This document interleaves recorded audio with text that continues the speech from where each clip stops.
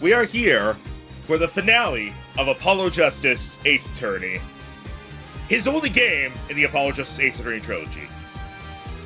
But first, dun dun dun, dun dun dun, dun dun dun, dun dun dun, dun dun dun, dun dun dun. Everyone groove! Alright. I wasn't tapped onto the game. Alright. Back to the Mason system. Back to investigating the past and the present. Well, we finished investigating the past. See, we're done. We investigated Spinny Cane Man. Alright, and the last thing we figured out is the freaking reporter might be more important in this case than we thought because he has been everywhere. He's the villain, I'm telling you. Alright, so we've been here. We've done at the moment everything we could do in Solitary Cell 13.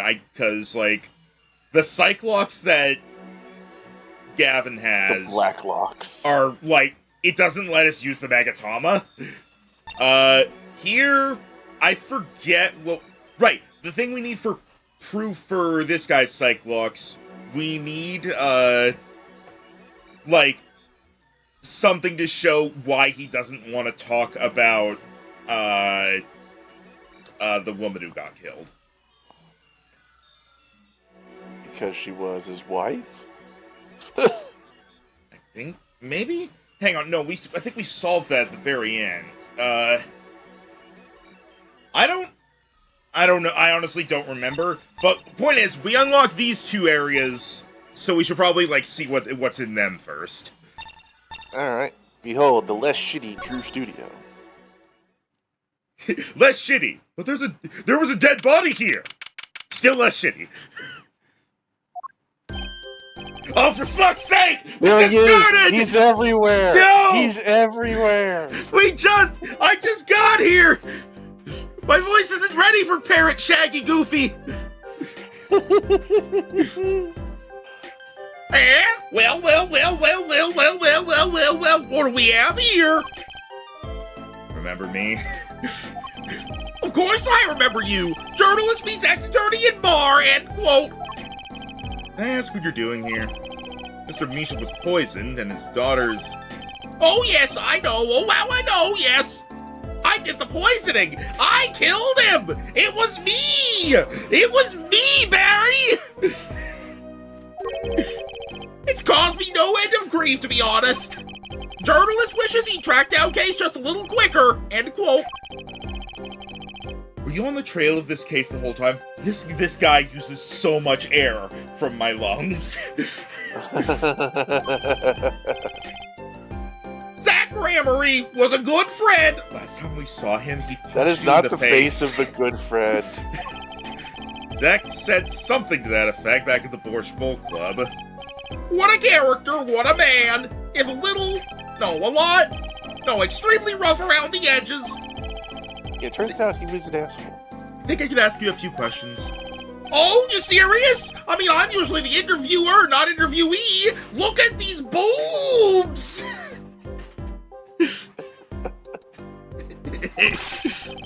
Journalists ask questions, not other way around, end quote.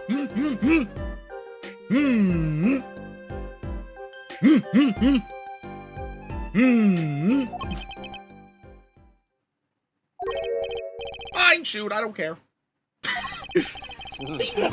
I think Phoenix just gave him a look that's like, really?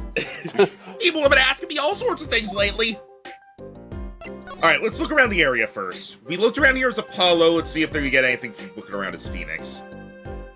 We can't look at the painting back there. This is where Mr. Measham fell. Never thought our 7-year reunion would be quite like this. Wait, you knew Mr. Measham? I met him once, in court. It was a brief meeting, one I'll remember for the rest of my life. Now that's a story right there, that is. I smell a scoop. Ex-attorney now down on his luck pianist plays Sonata of Sorrow, end quote.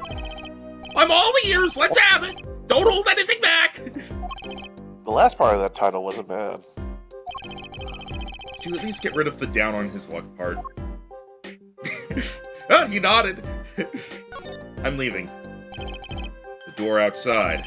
Vera might come walking in at any moment. She wasn't in intensive care. That's what I was gonna say. If she wasn't A, in intensive care, and B, still a suspect. Will she ever come through that door again, I wonder?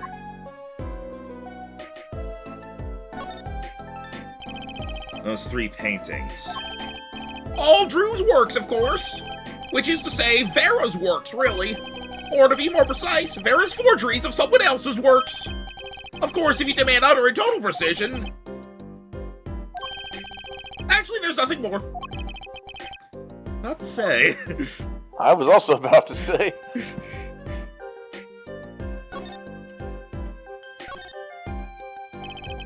Drafting table. Probably for making detailed designs for forgeries. You know what I think about that? I'll tell you. Painting should be done freehand. No rules, no restrictions. You really think a line drawn by a ruler is going to move anyone? I spell a letter to the editor. Could you write an article with a ruler? End quote. Unless you wanted a ruler to write the address on your blackmail letter straight. That's what I think. You can quote me on it, too. You drop this guy on a deserted island and he wouldn't get bored.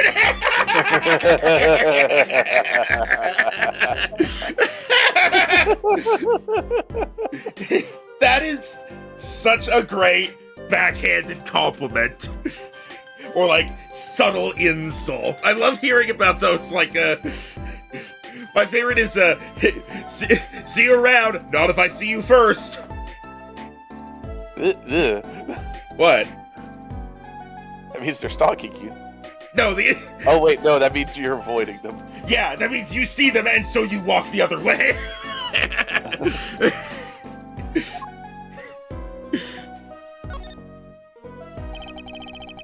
That's an odd assortment of equipment to find in a painter's studio. Of course, it makes more sense when you know they were making forgeries. I guess that's why they never took visitors here. Wouldn't really want people seeing all this. Yes, in fact, I was the first human being ever to set foot inside this studio! Wrong. That's not true. Other than Mr. Beecham, of course. Oh, and Vera, too. And this is assuming that I'm human, of course. Are you? I'm sorry? Even he doesn't know? I'm beginning to have my doubts.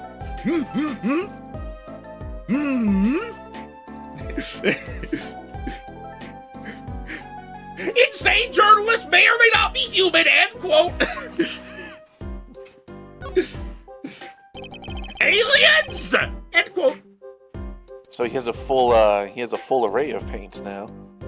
Look at all the jars of paints and pigments. Why are there so many jars of the same color? My guess is that they're sorted by age.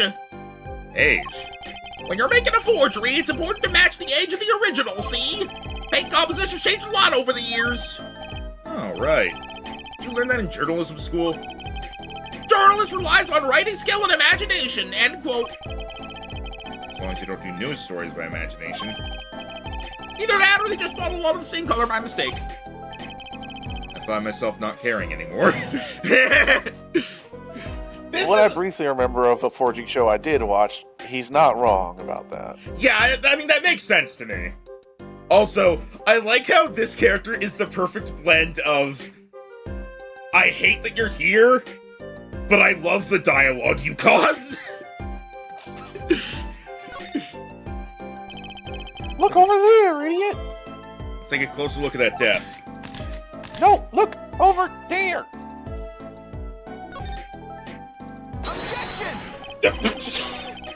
oh, okay. I just have to do that when I see this. Despite that was that pose. Can't believe it's been 7 years. I have to stop torturing myself with these things. I know. I'll just pretend it's saying something else. The post office? Why, it's right over there! Good day, sir! Local journalist sees out-of-work attorney talk to himself. End quote?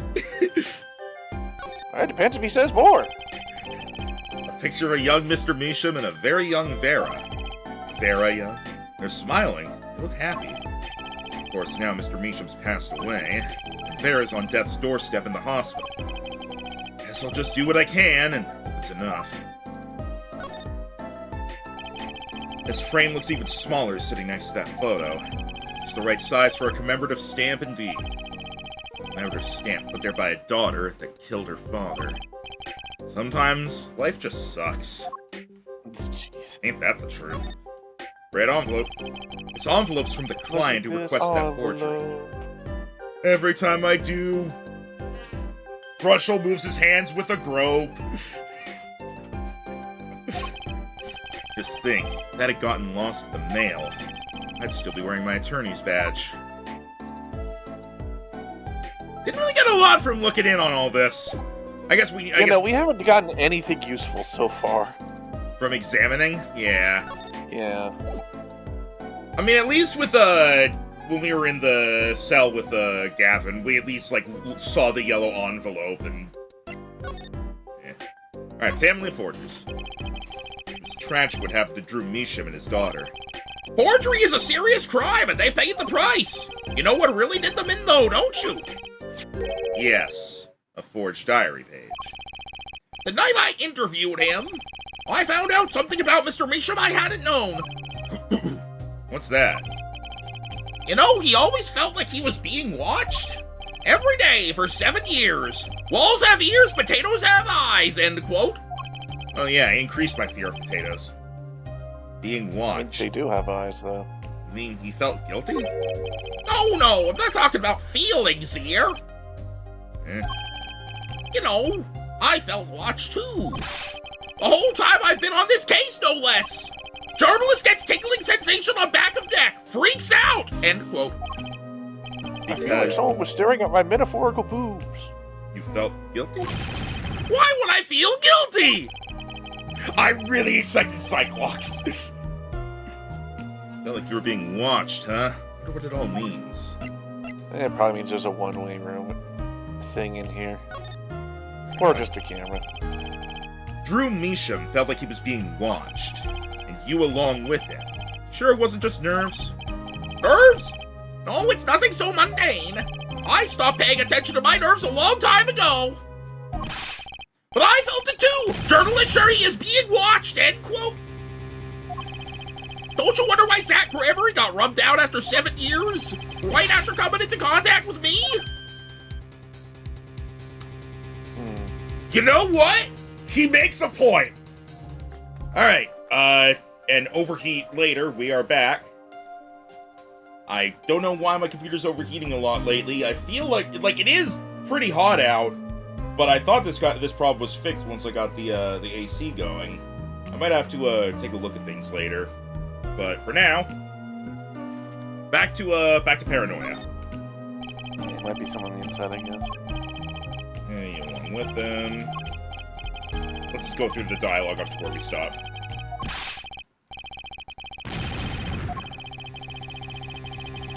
That's 7 years. Right after coming into contact with me? But yeah, he does have a point. And as we discussed, Brushel seems to be a lot more important to this than we think. Yeah. He completely vanishes from that courtroom. Planned for 7 years, he talks to no one, not a soul. Then, just as the remaining time was almost up, he contacts me in order to have this made. And then, he dies. Starting to put the pieces together, are we? And you were being watched this whole time? Maybe not just me. Maybe you were too! Me? Zach Grammary. Oh, I met Zach through that case, actually. You mean the shooting of Magnifique Grammary? No, before that. It's not widely known. You mean the accident during the quick draw shooting practice? Oh shit, here we go, Rhino! Alright. Why, my, you're well informed! You should have seen me. He's been here since the beginning. Yeah. You should have seen me back then. I dug up quite the scoop. I wanted it all. Money, fame, women, a little puppy, all for me. I was younger then, and my days and nights smelled of fresher mint than they do now. Valiant Grammary did mention one particularly nosy reporter. In fact, I was on close speaking terms with Magnifique Grammary at the time. I knew his daughter, too, of course. Thalassa, was it? Really? Then Thalassa disappeared, quite suddenly at that, and Magnifique wouldn't say a word about it. Yeah, my evil habit got the better of me, and I murdered! Journalist catches scent of a scoop, goes on feeding frenzy, end quote. I set up a one-on-one interview with Thalassa's husband, see? Zach Grammary. Something strange was in the air over at Troop Grammary in those days. The whole screwy mentor-controlling disciple scene had started by then, I'm guessing. Thalassa, she was part of it all, right? Come on, you can tell me, off the record. Sorry, I don't know. Anyway. Wait, wasn't the main thing that he had over them her? So how would this have started before she died? Hang on, let's...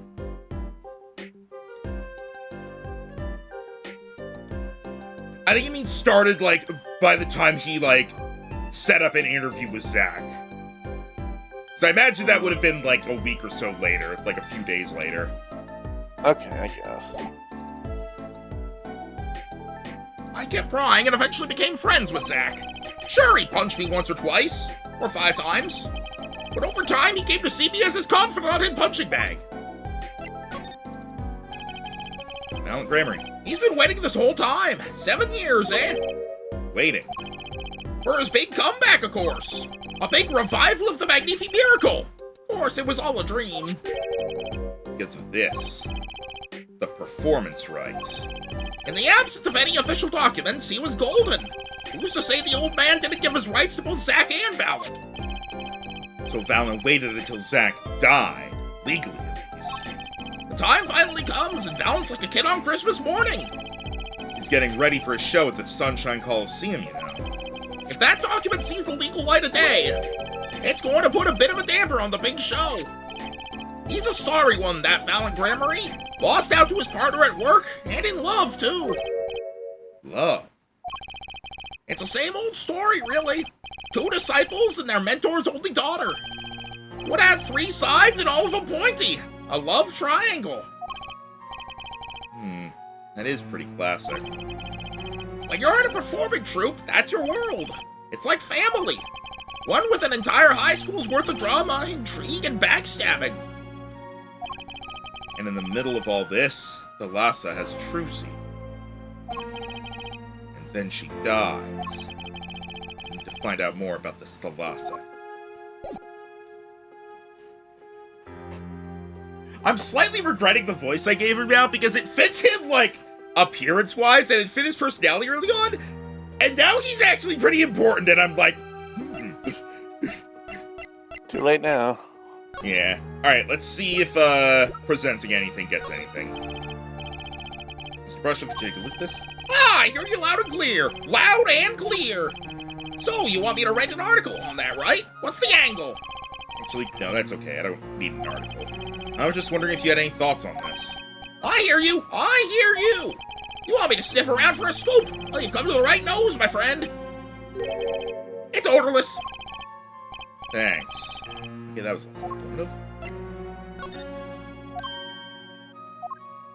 I just want to make sure I'm not missing anything. Actually, well, he was talking about how, like, I need more stuff on Thalassa. Okay, nothing from the stamp. What about the locket?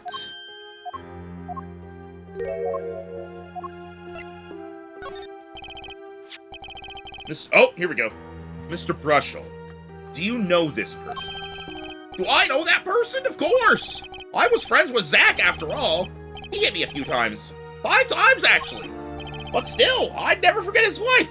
To be fair, hitting this guy only 5 times, not that bad. And one of those was, like, recently. So that was 4 times before his disappearance. So... I don't know. I don't know, no man. Comment. No comment. Look, I've met Gerald once and he slapped me, so... Did you deserve it? Probably. Oh dear. It was literally just, it was like, we met, we high-fived, we hugged, and he was like, oh, by the way, slap. That was quite literally how it went. Still, I'd never forget his wife. Thalassa Grammary. Magnific Grammary's only daughter. Do you think you could tell me more about her? Well, why the heck not? Okay, there we go. Thalassa. So, Thalassa married Zack and had Trucy, see? It was her second marriage, actually. Means she was divorced. I hadn't heard this one before. Not quite. Her late husband was a performer, too. Apparently, he died during some gig. Tragic, really. They had only been married 1 year. I didn't know. Ah, but she was a beauty. I still carry a portrait photo of her around, you know. Why? What's that face she's making? What was that? Like, the whole thing was like, oh, okay, it's a beauty shot. And then you get your face, she's like, ew. You don't.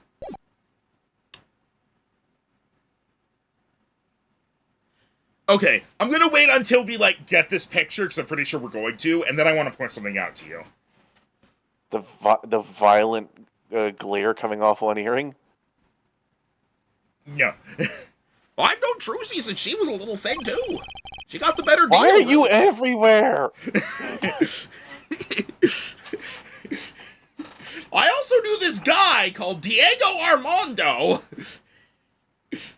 and Manfred von Karma. Did I mention I'm also defense attorney Gavin's fucking legal guardian? He's my son. Also, I'm the judge's son.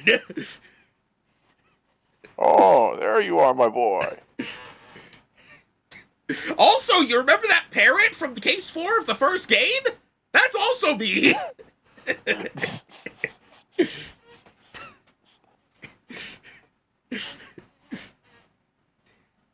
Also, my brother is Miles Edgeworth.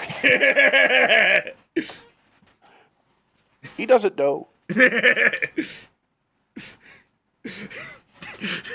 Also, my daughter is Wendy Oldbag. No, don't ask. Time travel.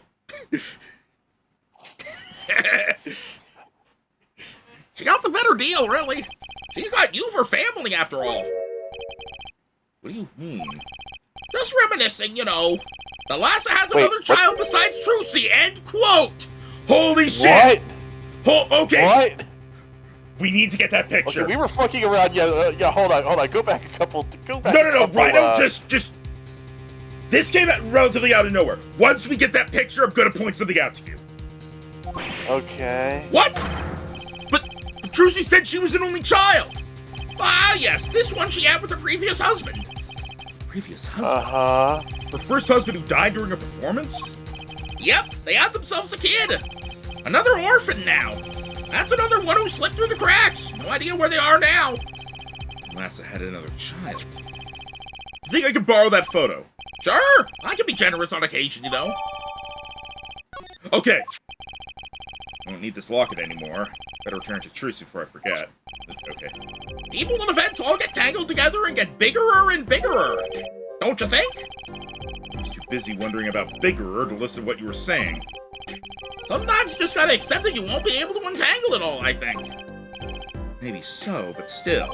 I have to do what I can. Okay. Rhino, do you see what's on her wrist? What is that fucking face? What is on her wrists, Rhino? No. Yeah, I saw those, and my first thought was, wait, why does she have the thing Apollo has? And then Brutzel drops that fucking line. I was distracted by her fucking face. That's fair. It's a weird face. Also, so this means that Apollo and Trucy are basically siblings? That means they are siblings, yes. I think it's like half siblings or something because Apollo was with a different husband. Technically, yes, but most people, whenever they say siblings, it's a coverall thing unless it's step. So I think half siblings are still siblings. But okay, well, I'm splitting just hairs being at that technical point. about it. And I still, we'll get there. Huh. And I have to tell what I find to those who come next. Next, you say? I'm not the one who will close the curtain on this little play. Apparently, that's not my role anymore. Magnifi! I was just wondering what Magnifi would think of all this. What do you mean? Haven't you seen it in Trucy? She's got his power! They keep saying that. What do they mean? You mean how I can't lie to Trucy? It was the same with Magnifi, and with his daughter, Thalassa. A strange thing. I think it's some grammar gene. Wait. Is that what Apollo has? The perceived Is it thing? all the same thing? I think so. Are they all just super freaking observant, and so they tell your tics? It explains why the bracelet helps him with it. It's just, I guess, like, he wasn't formally trained about it. Yeah. My question is, though, what, like, I guess Trucy was essentially trained by her dad. We don't know why Apollo would have just been gone, though. No. Why wasn't he with the mom? I know the mom at that point said, why wasn't he with the mom before then? Yeah, well, I don't know, but I feel like we're probably going to figure that out, if not now, then in later games. Because there's no way they're leaving that thread. Magnifi told me once, back when Zack married Thalassa. He said Zack had good eyes, but not good like a Grammary's eyes. Not that good. Yep. I wonder if Zack ever played a game of poker with his wife. Who knows what the Grammary's secret was? Maybe nobody now that Zack's gone. Zack Grammary. Holy shit, Rhino, that means Aiden is a Grammary! Gasp.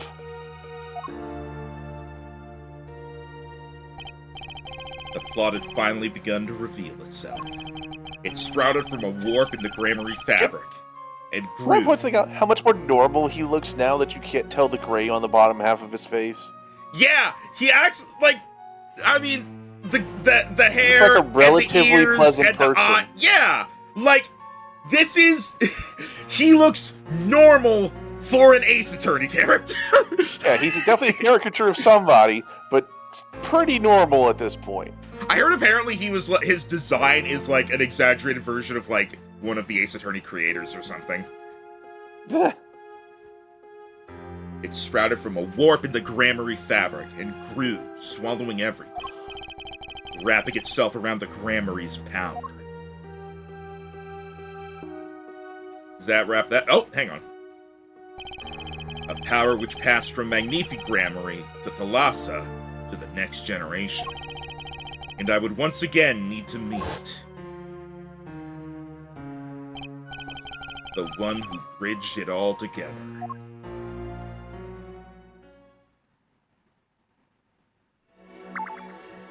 Alright, that's done. Okay, I think... Does the portrait help with this? Let's double check what's up with Borscht Bowl Club. Okay, what did I need for, this again? It's been a bit.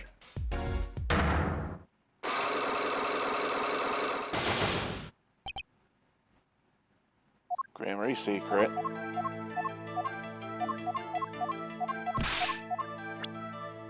Why you don't want to talk about Thalassa?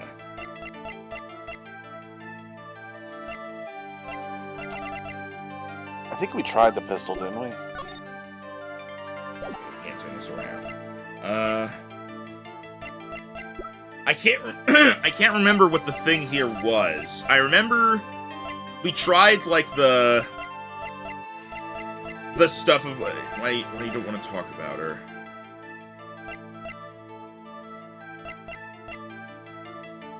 I feel like we got one of them, didn't we? I thought we got one. I mean, we didn't really encounter any roadblocks in that last one, so... Maybe just go on to the next scenario?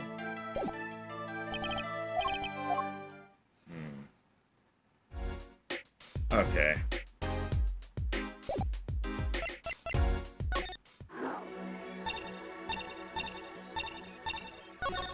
And I'm just like double checking. There's like nothing here, right?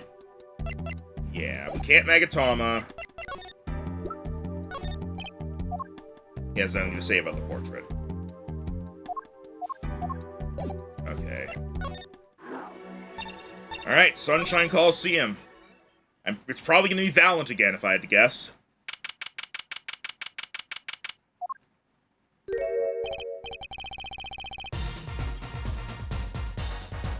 Right, I get to voice the character now. Well, this is a blast from the distant past. Long time no see, Mr. Valent. 7 years has it been. Frankly, I didn't think I'd ever see you again. Actually, I came because there's something I want to ask you. I came because I heard you beat the Elite Four. I've spoken to the press. I have nothing more to say. I've spoken to a lot of people myself and come to some conclusions. But then I realized I needed to hear it from you.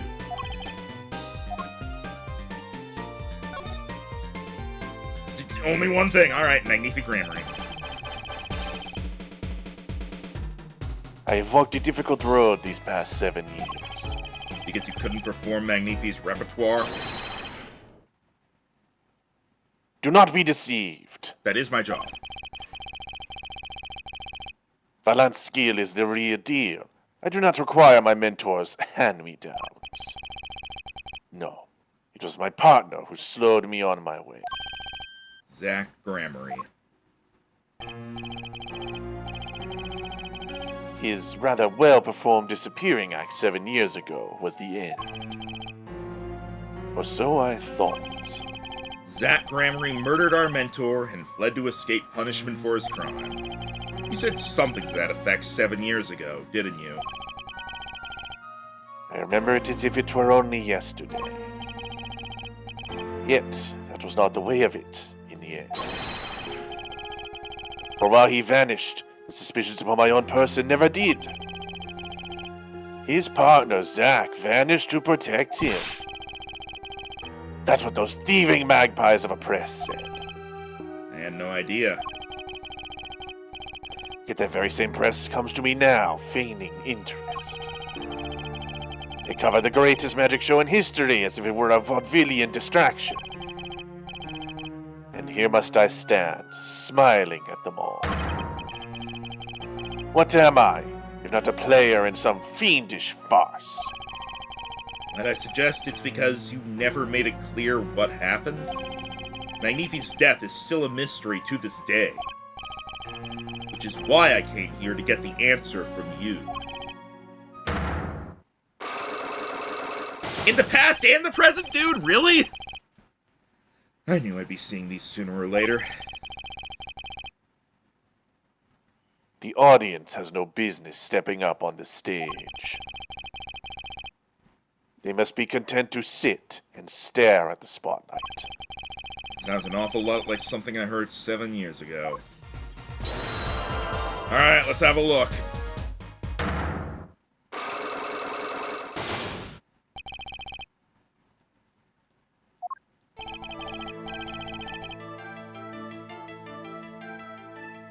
Ask what you will. You'll get nothing from me. I'm as much a part of this affair as you are now. I have to know what happened. For 7 long years, I've endured. Now, finally, the curtain lifts on my new golden age. All the miracles of our troop within my grasp. Stop doing that. Sorry to do this, Valent, but right now, I need answers. Has anyone ever described something as being within their grasp and not made it sound evil? I don't know. It's just like how I don't think anyone has ever said, like, anything. What? Lair. Lurking. Or anything to the extent of, or anything to the tune of, like, crush them like a bug, or calling someone an insect.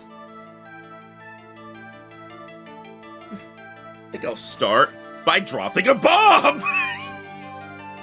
That should shake things up. Fallon, I wouldn't be so sure about those miracles. Not as long as I have... this! Oh, just burst his bubble, huh? And what might that be? I see it bears the Grammary seal. I should have brought this to your attention sooner. But I didn't imagine you'd be planning your comeback quite so fast. What is this? A document showing the true recipient of the performance rights to Magnifi's miracles. What?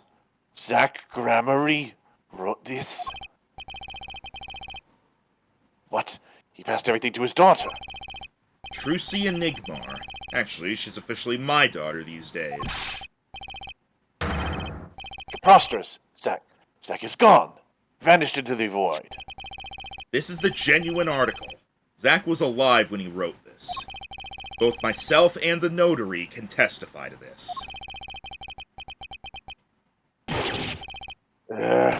Wah! No Alakazam? I guess not. Why? Why does fate toy with me so? Why must my life be lived in thrall to the dead? You're not the only one with that problem. But he shot Magnifi! Yes, it was Zach! It was! Then he left. My career as a magician fell into darkness. Did you think there might be some way out of it? Say, if you could prove Zach Grammary shot Magnifi? Was that why you testified? Yes, my way out. It should have been my way out. Well, it might not be too late, Mr. Fallon. All you need is a way to prove your case. Who really killed Magnifi Grammary? We don't freaking know! Thalassa did it! It was Mr. Hat! Okay, what does it say in here again?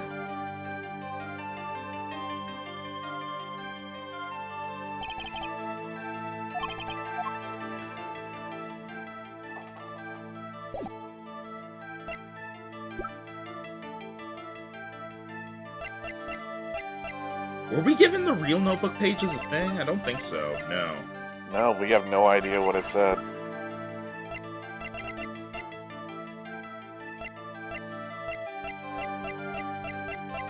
Well, the preview image is slightly different because it's a different note each time.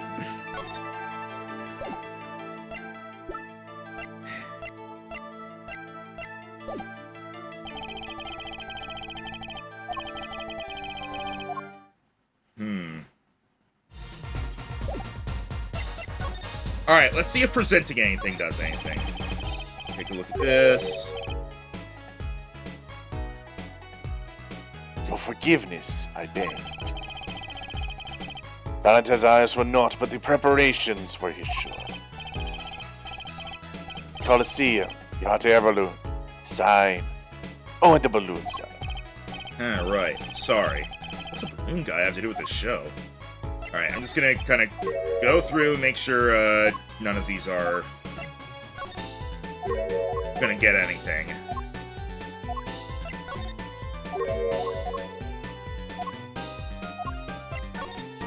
At this point, we are done with the past.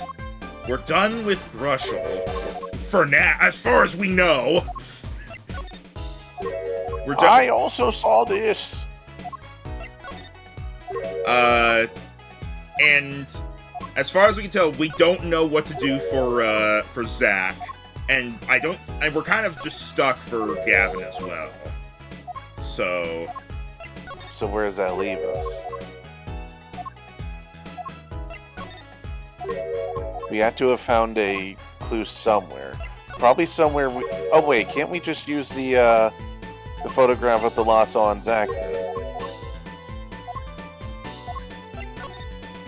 I don't know, really. It's the only new thing we really have. It didn't really make sense in the context to me. Let me present it normally and see if that gets anything.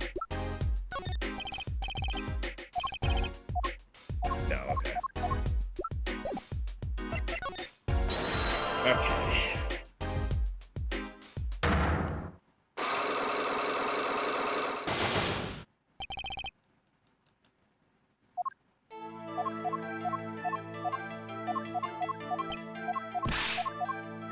Why? Yeah, it's why you don't want to talk about the Lhasa. Yeah, I guess that wouldn't really make sense.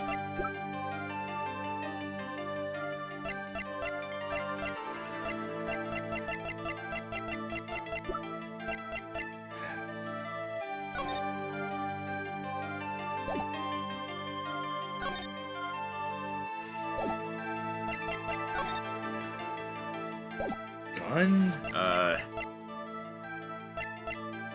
Maybe past Zach?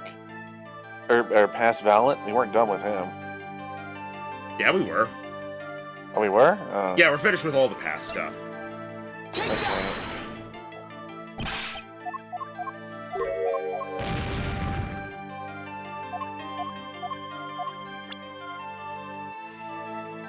Why you don't want to talk about her?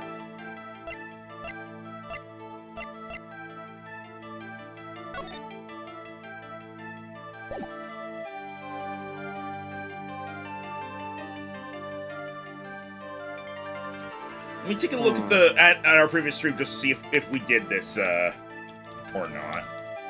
Just to see if like we did this, just to make sure I don't go through everything. I just forget. I think we would have. Hang on.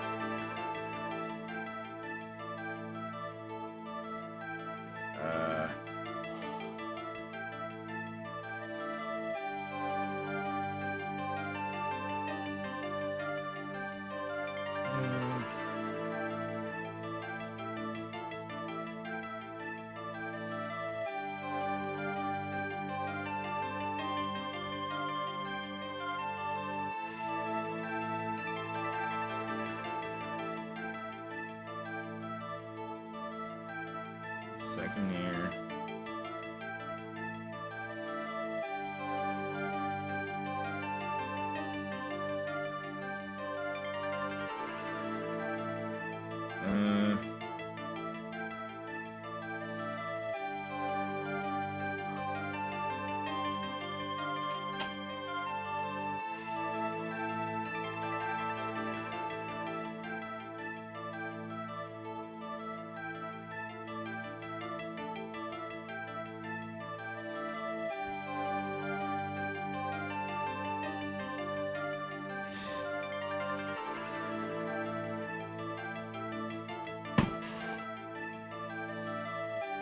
No,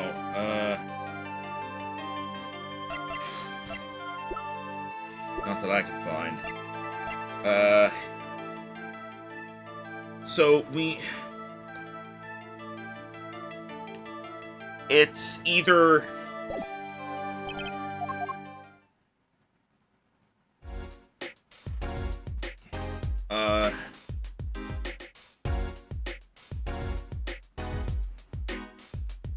let's. There we go. Why you don't want to talk about her? Okay, so this means nothing. The diary, maybe? The diary doesn't say anything about it. It's just about it's just talking about how like I'm gonna die soon, basically.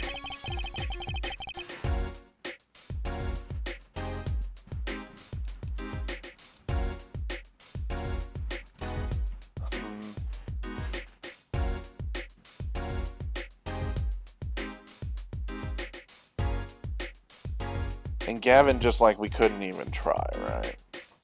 Yeah. At this point, so we have it has to be just one of these two people. Yeah. At this point, I have talked about or talked to Gavin about all of the things, and I've presented everything to him with nothing happening. We presented the little bequeath will thing. Oh no, wait, you're talking about Gavin. I was talking about Zach just now. Yeah, for Zach, I mean, he gave us this, so I don't think he. Yeah, no, yeah, we did the present everything to this guy as well.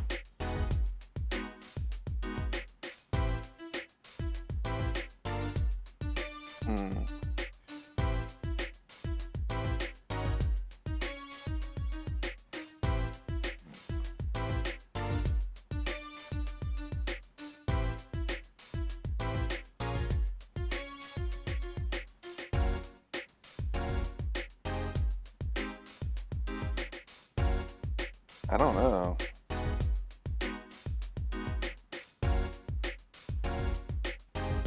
I figure it's gotta be something with this guy. Because Valen seems like we needed to know stuff from this guy to continue.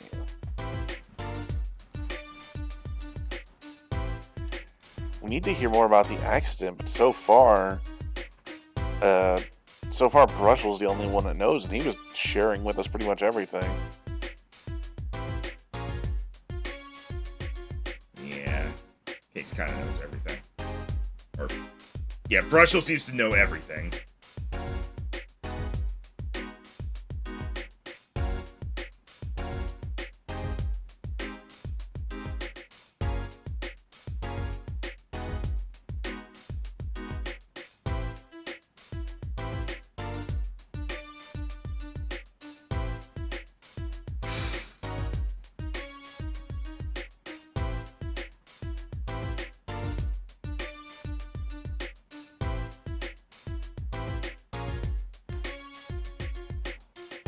Wait, hang on. Was it just...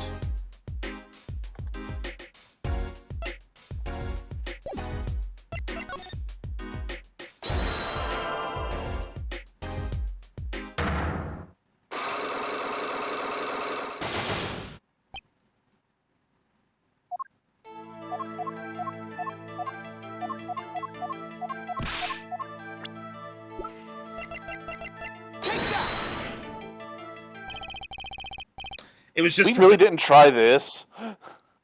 I honestly don't know if we did. I only skimmed through the episode. Maybe we did. I don't know. The three of you... Step 2 was what we were. Three of you were a team once. No, yeah, there's no skip option, so yeah, no, we just never presented the gun. It does... I feel like we need something like... Because the thing is, this is the gun for, like, the murder. I feel like we need a bit... We needed something else. I don't know, this felt like a bit of a joke. Not that the entire country doesn't already know this. At your peak, you were the biggest stars around. Yet, there's another story behind the fame. One that not many know. Thalassa lost her life during a rehearsal. To you and Valiant Grammary's bullets. Who was Zach? Pretty sure it was you, wasn't it? Because I was Valiant. Right. It was an accident. It wasn't me. How could I shoot my dear Thalassa? I'm sure Valiant would say the same thing. Why, it's just like another murder I might mention. Damn you! Her eyes. I loved Thalassa's eyes. To think they could read my mind was frightening. Yet there was a warmth in them that felt like an embrace. She is dead, and Magnifique Grammary has joined her. So the only one with her power left now is Trucy? Mr. Zack? I do not know. I don't need any power to see through that one, buddy. So there's someone else. Someone other than Trucy. Someone who inherited Thalassa's power. How would I know? The chances are slim. It would take a miracle to learn the truth. Or maybe one has already occurred. There is someone else with the power, and I know who. Spark Russell! Take that! This boy. His name is... I forget. Something weird. Who could he be? An attorney. Attorney? I noticed him when I went to visit a friend's law offices. So, what are we to make of this, oh great ex-attorney? You can show me pictures of strange boys all you like.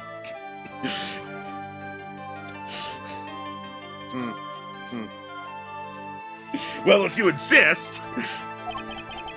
But you could at least say something like, I'm this boy. I could use a laugh.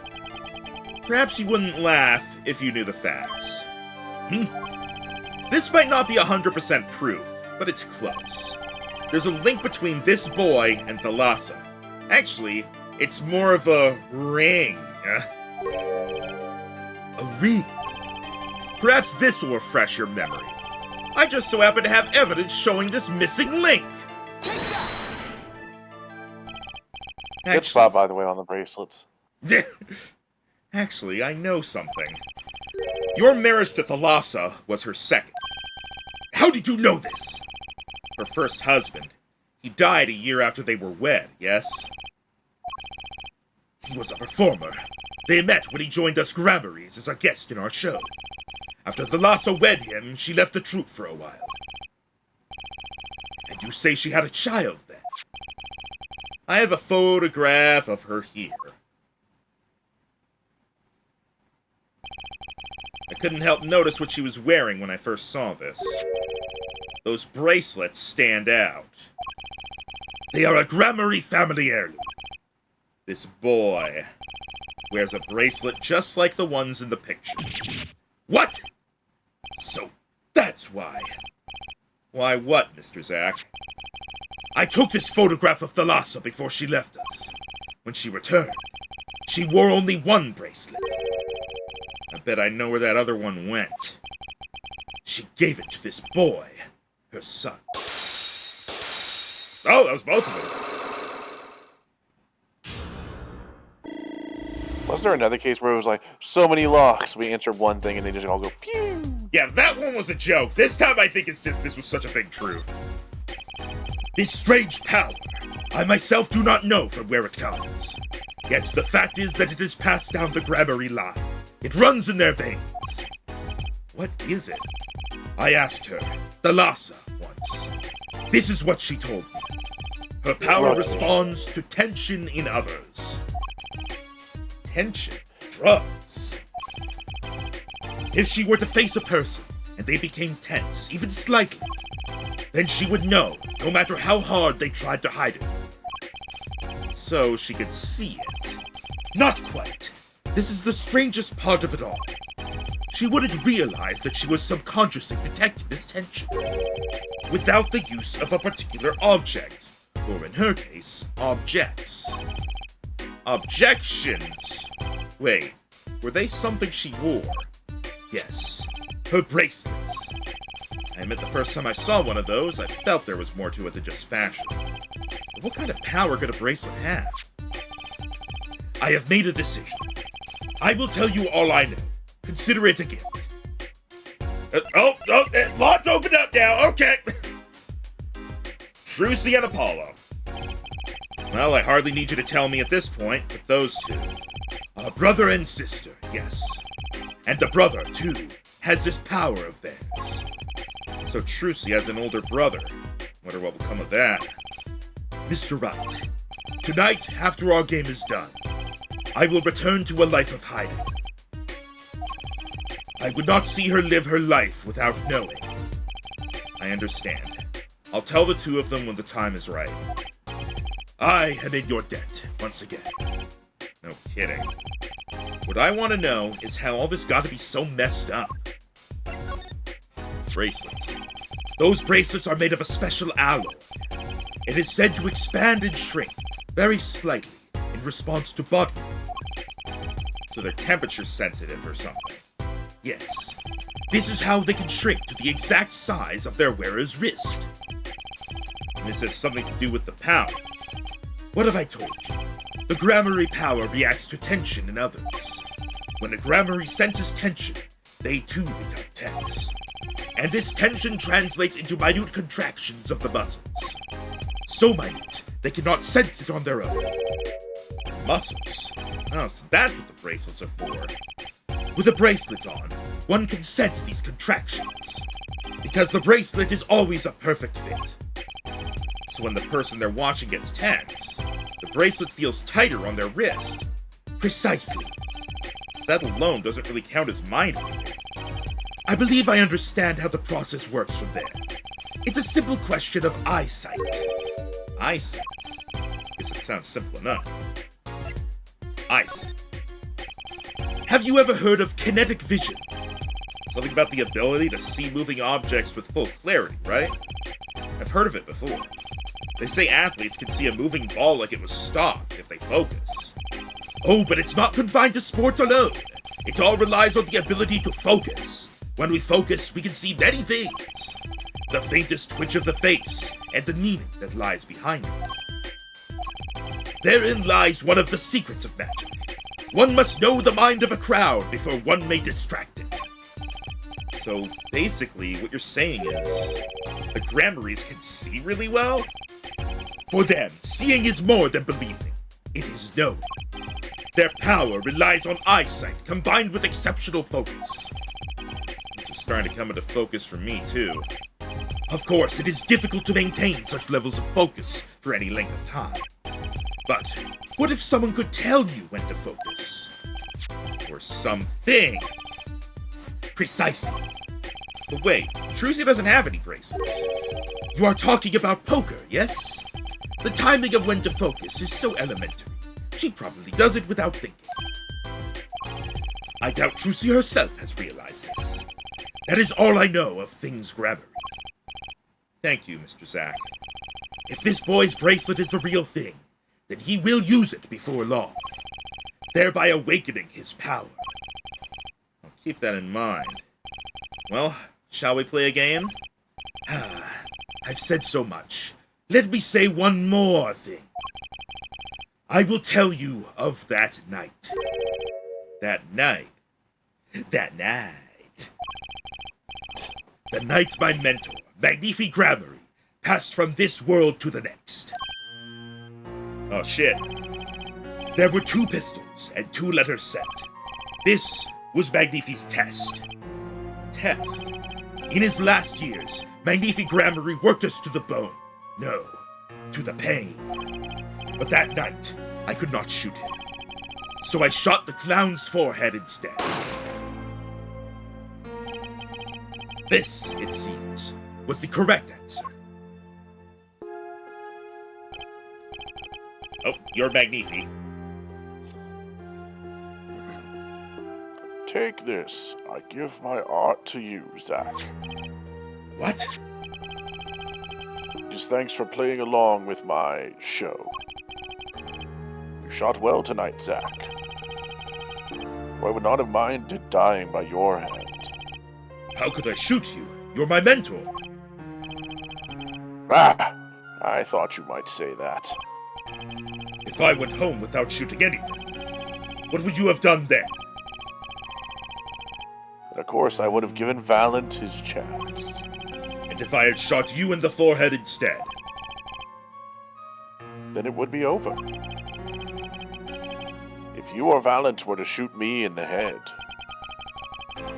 then I to the darkness would go, and my art with me. A fitting end, don't you think?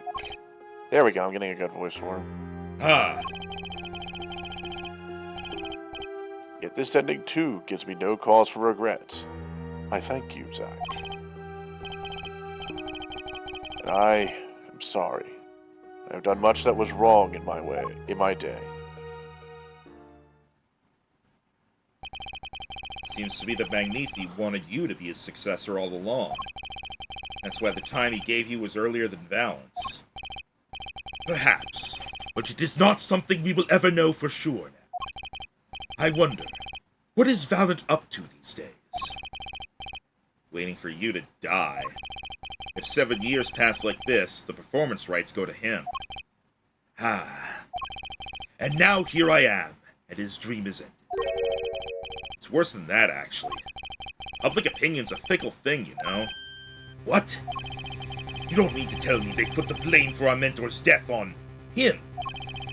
The trial ended when you vanished, Mr. Zack. There were even rumors that Valent had helped you pull it off. But that's madness! Well, it seems that before I can once again disappear from this world, I have one more act to perform. Huh? Isn't it odd that sorting out my life should prove so complicated? Even though I'm dead. Oh, was he going to make up with Valent? That night, Zack Grammarly was killed. He died as Shady Smith, a mysterious traveler with a secret past. But he left one thing behind before he parted. This. To whom it may concern. 7 years passed. I, Zach Gramarye, murdered my mentor, Magnifi Gramarye. I apologize for the trouble caused by my sudden departure from court, and hereby confess to my crime, Zach Gramarye. His confession, But he didn't. to use as I saw fit. Of course, he'd killed no one.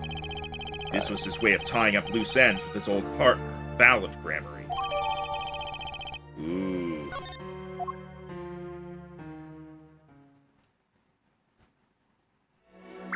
So how does defense attorney Gavin get in on this? Maybe at the very end we get something to unlock the black locks. And I do wonder if they're going to go the classic thing of Valiant did something not knowing Zach was going to make it better for him. Yeah. Alright. It seems like the classic one of those, that's the piece of evidence you show at the very end of the case after all is said and done and be like, yeah, no, you fucked up. Valiant, if only you weren't an idiot!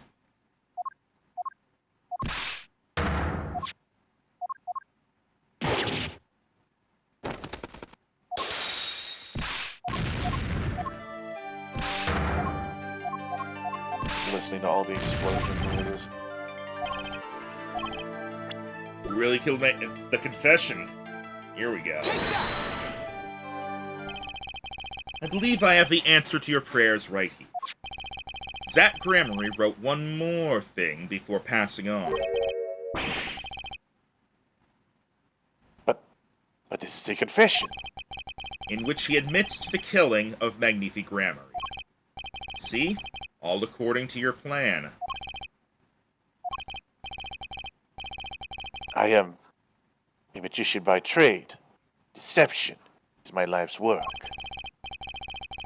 I fool the audience, give them a fleeting dream. Yet it seems the tables have turned. Now I am the audience, believing in the deceptions I have wrought upon myself. Zach wrote this right in front of me. After I explained your situation to him. Alaka's OMG!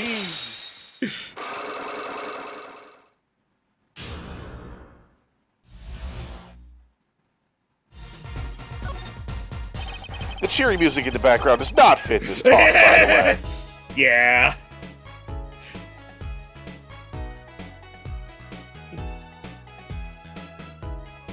Yeah, you fucked up, yeah, you fucked up, yeah. And he was gonna help you anyway. Alright. You do know this confession is nothing but lies and jaunty music. Yes. It's my opinion that Zach Gramarye killed no one.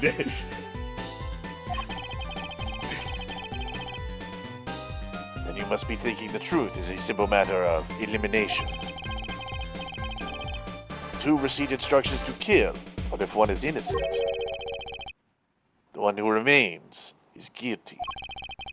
That would be the logical conclusion, yes. I see the jaunty music has fucked off. So he vanished to protect me, his partner.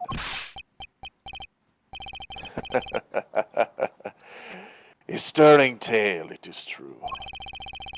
Did you shoot Magnifi Gramarye in the forehead?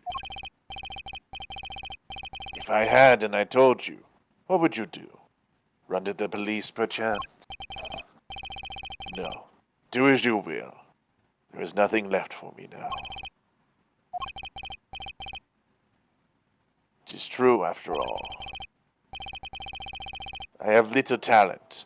I needed my mentor Magnifi's repertoire.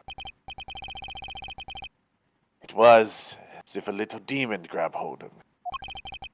I knew it. So Valiant Gramarye did kill the great Magnifi.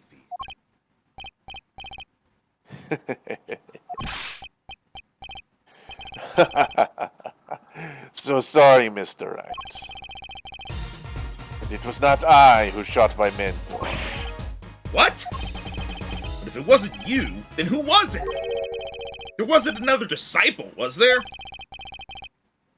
Another disciple, such as... Thalassa? I don't know. Knackin' Talent Grammary, maybe?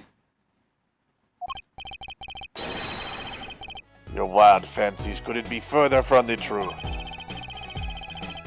Only Zack and Valent received those threatening letters. So someone just coincidentally walked in between the 2 times he went in and killed him, because bullshit.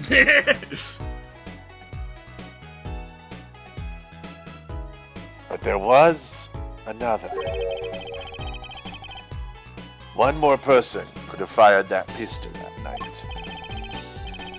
I don't suppose you figured it out by now. If it wasn't Zack or Valid who shot Magnifi, then it had to be the only other person at the scene, which means it was the doctors! Wait, I guess it was Magnifi himself, maybe.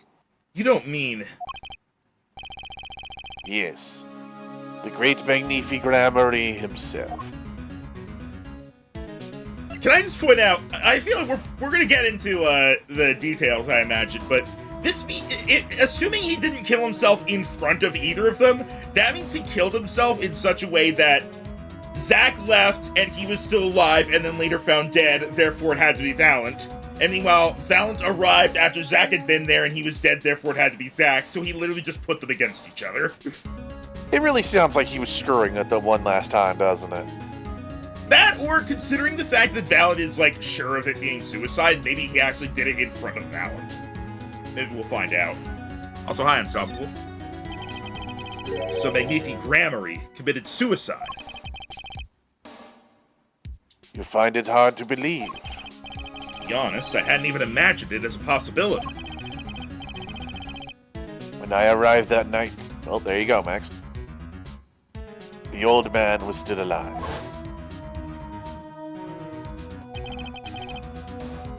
He appeared to be asleep. I could not shoot him. But when I turned and made to leave the room, the old man called out to me. So you spoke with Magnifi Grammary. By the way, I like that they made the left magician vague enough that it can be both. Yeah! It could be anyone. It could even be Trucy. All the Grammarys are dicks in some way, except Trucy, obviously. I mean, Thalassa sounds alright. I don't know, that face. Right now. I'm judging her.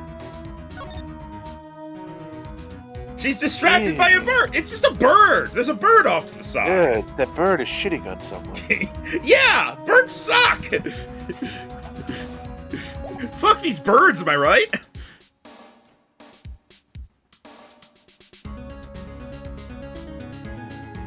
Read the line. And this is why I knew what he had done. Say the line, Bart.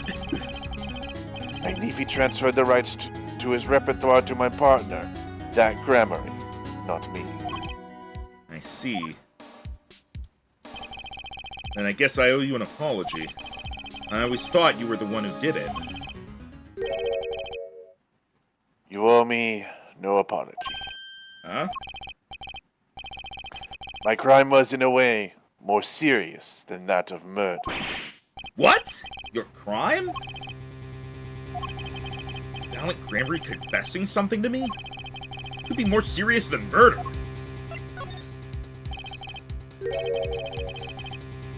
You see, I knew that 2 letters had been sent. There are no secrets between partners. It was easy to find out. That was when I understood Magnifi's plan. You wanted to die by one of your hands. Little did I expect it had anything to do with the rights to his repertoire. That was when I heard it. The little demon whispering inside my heart. The demon. Let me confess, I had intended to shoot Magnifi. And I planned on framing my partner for the crime. What? That night, I prepared something before going to Magnifi's hospital room. Which was? IV fluid, of course. I had seen it on an earlier visit. If Zack did not shoot, I would do the deed. Then I would use the IV liquid to place the murderer on his hands. That was my plan. But you didn't shoot him. I could not. The demon in my heart fled when the moment came. But then Magnifi called me back.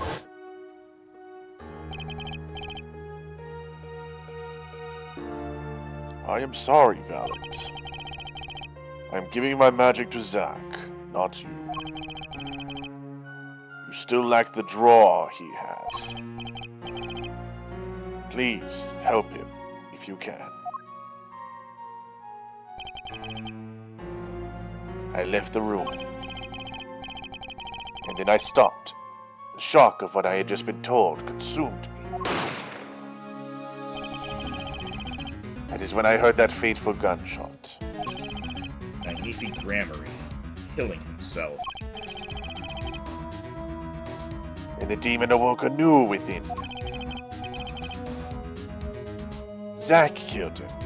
He was the one. Frame him. The magic will be yours. I altered the scene of his suicide. Took the pistol from his hand, wiped off the prints. And then I used the syringe to add the IV liquid I'd brought. So in the end, things happened pretty much as planned. Magnifi died, and you framed Zack for his murder. As planned, indeed.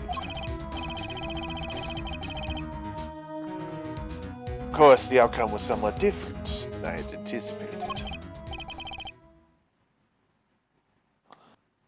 Well, what do you think? Do you believe my story?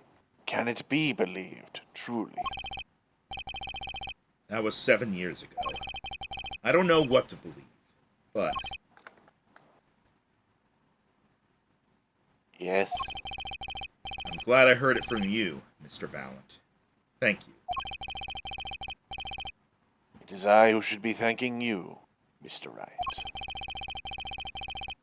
Only when I had lost everything could I make my decision. You're going to turn yourself in? My partner may have vanished, but not so my guilt. And as my guilt stays, all else begins to leave me. My friends, my performance rights, my magic. I've had enough of vanishing acts. I understand. I thought my life was ruled by a dead man. But I find I was wrong. For Zack Grammary was alive. Oh, not anymore. And now, it occurs to me. What if he was not the only one who survived? What do you mean? You see, now that I think about it, I realize that we never saw proof of her demise. Oh boy. We never saw her body. Her? The mind races, the mouth flaps on. My apologies. Forget this matter. I can only hope that the day will come when I again meet my partner, Zack Grammary. Then, I shall apologize for my terrible mistake. I'm glad we had this chance to talk. Thank you. I'll let you have that one. Huh. So Zach? he was both as scummy as we thought he might have been, but also a better person. So he did it, but He was like, I was going to, I decided not to. He was a I good. did manipulate shit, though. He was a good-ish person who let his intrusive thoughts win. Yeah. Zach Gramery. Luckily, they won later than they could have. Whichever name you prefer is no longer with us. I mean, it wouldn't have really gone any differently if he had just killed Magnifi, right? To a certain extent, maybe not, but I think we may see the connection that makes it worse. I mean, because he set it up the way he would have set it up anyway, so the only difference is whether or not, Magnifi told him afterwards that he gave the rights to Zach. Yeah, so my question now is this. We have solved what happened in the actual case back then. Why did forging come into it? Why was the third party in this scenario involved or motivated at all? Yeah, why was the diary page forged? Yeah, it's like, was that just like, I think this will be his next case because I was the guy's original lawyer, so this is the perfect time to get back at Phoenix, who I hate for some reason? I don't know. Well, maybe that's what The third party is almost entirely a mystery in this, other than the fact that we're pretty damn sure it's the other Gavin. Yeah. Zach Gramery, Shady Smith. Whichever name you prefer is no longer with us. The truth revealed in that trial was only a sliver, and the impenetrable darkness that remained has taken another life. I knew what I'd have to do. Had to stop all the ghosts that were coming through. To push back the darkness for good. And it would involve paying Where are we in fucking Kingdom Hearts? that man a visit.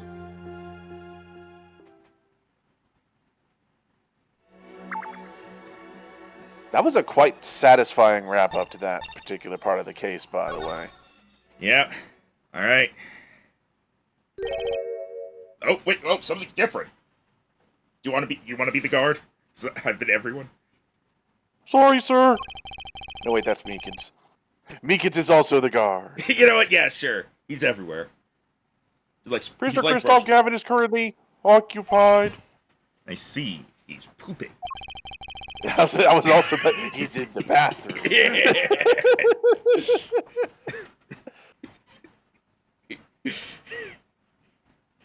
Do you know when he'll be finished? He is a very slow pooper, sir. Could you go find out? I don't really want to. Fine. Please wait here a moment, sir. Walks away, knocks on the door. Sir, did you have Mexican last night? My apologies to the guard. There's something I need to see. I need to see the poop. I need to see the envelope. There it is. The poop. The poopening. The yellow envelope. And the sender is Drew Measham. I was right. Yellow envelope! Yellow!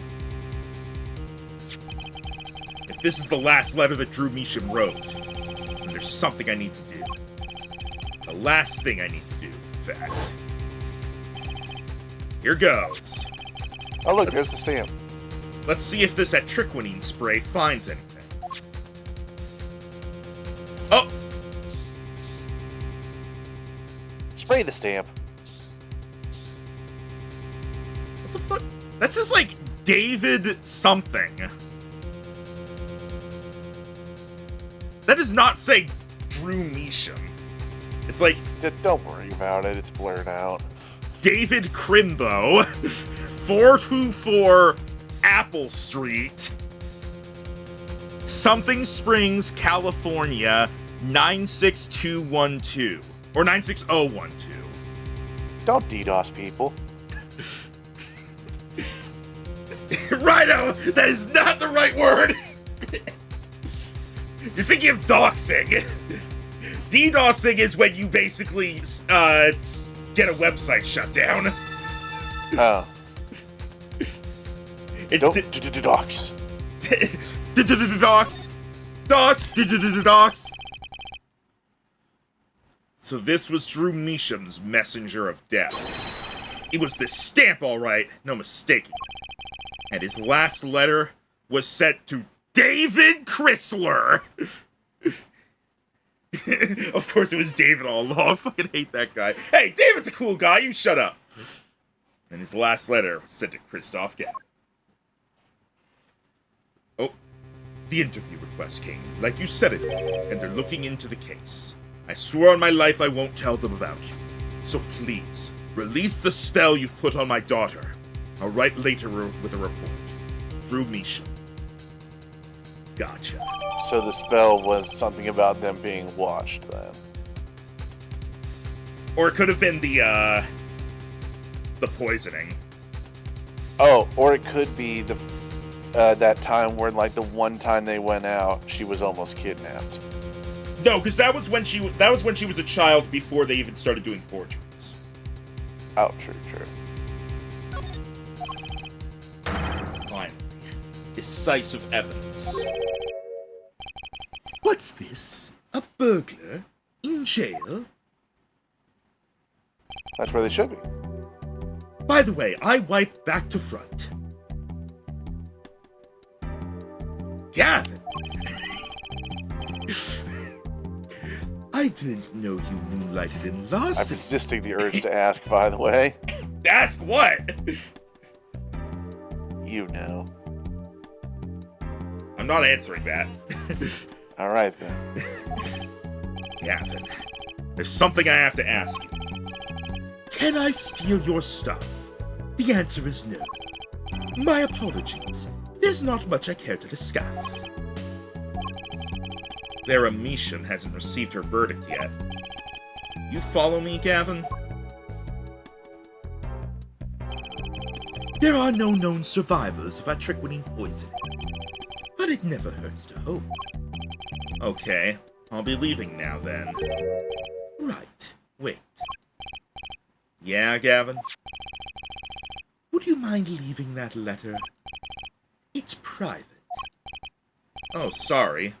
Forgot I had it. Many thanks.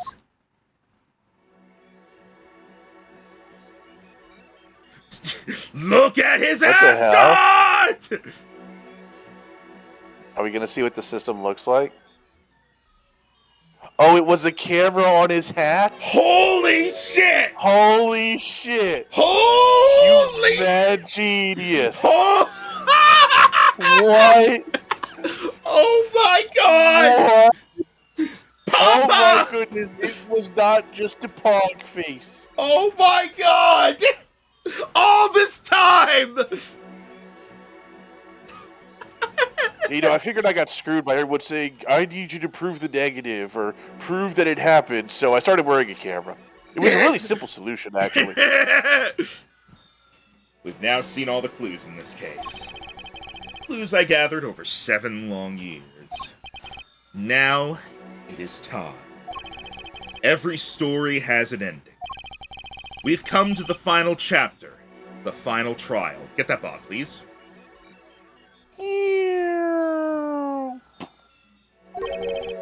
Find the truth. You're the only ones who can.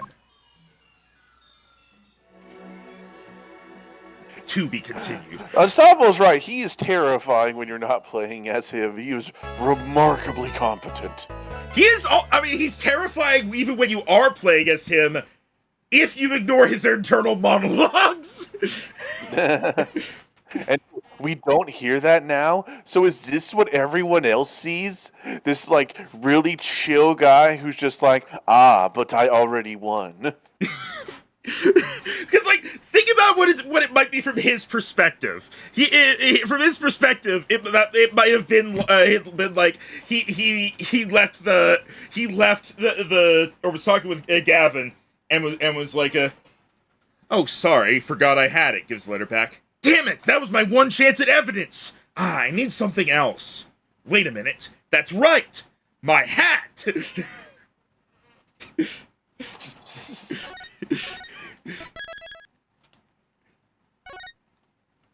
Also, another thing I saw is like, bear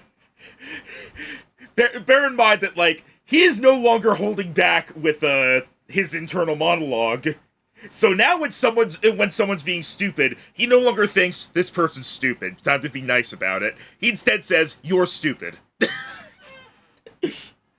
He says what he wants at this point. All right. So what you're saying is he is Phoenix Wright, unbound. Correct. Welcome to court, motherfucker. 7 years, all leading to one verdict. A verdict which you must decide. Is the defendant Vera Misha innocent or guilty? We'll get to that other guy in a bit. The courtroom doors are opening. The trial awaits. Are you ready to begin?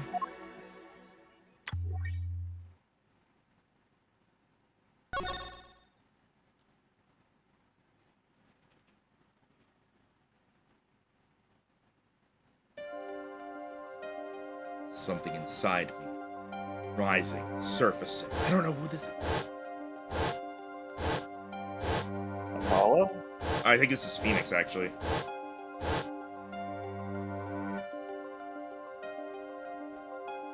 Doing the flashbacks there. Yeah, this is no longer Apollo as the protagonist. Something important. Lost long ago. It's close now. So close.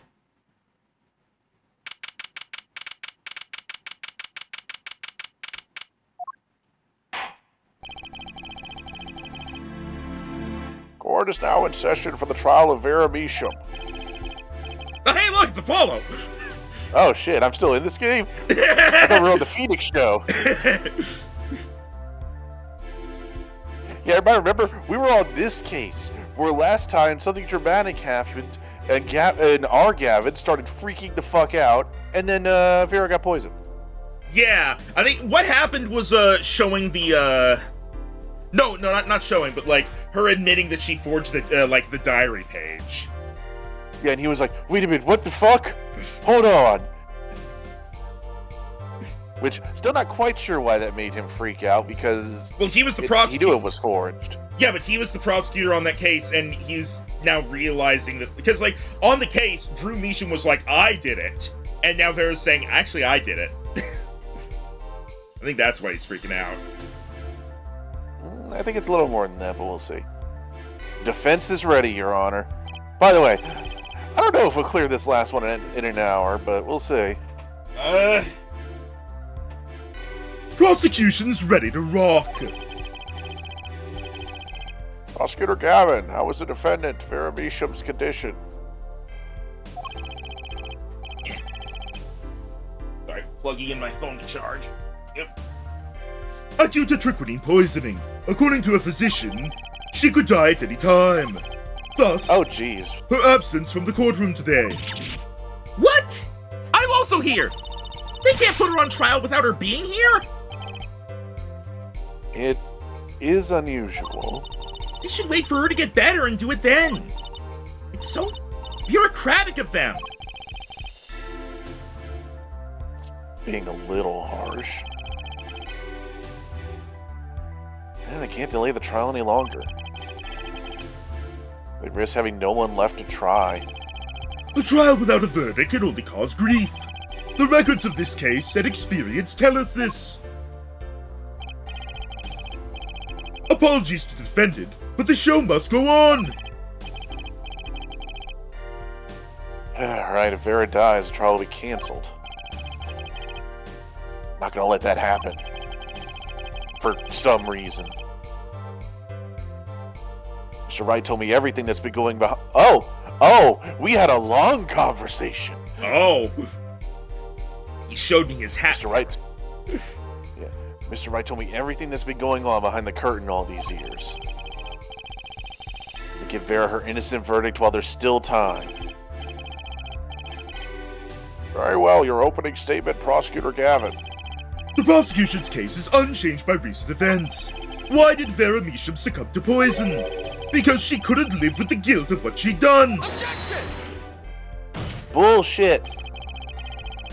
I saw the BU come up. I saw the BU followed by a vertical line come up, and I thought he actually was saying bullshit. But Vera was poisoned with atriquinine. Atriquinine. Bleh. The exact same poison that took her father's life. Which means she had access to it. Fuck. What better confession could you ask for? Being the killer, she would have had access to the poison. Significant since it's rather hard to come by. That is true. In other words, fuck the moon. I see no need for further discussion. We could have had our verdict yesterday. Oh, Mr. Justice, could we have had our verdict yesterday? Could this have been an email? If you have no objections, it's kind of part of my job. I mean, at the moment, I see no reason to postpone a verdict. We need to worry about this as the verdict, but the trial itself. The defense holds that Vera Measham is the victim, not the killer. If that's so, then you have to prove something. She was in court, giving her testimony before us. And then she fell over like a damn mannequin. How do you propose her killer poisoned her? Oh, and incidentally, it would be nice if you told us who her mystery killer was. Also, what is it with all these stipulations you keep adding? Also, like, while you're at it, you can't use this evidence. Also, you have to name the killer too. Also, I didn't put my brother in there because obviously he's not related. Also, tell us why she was killed. Also, while you're at it, make me a sandwich. Bitch.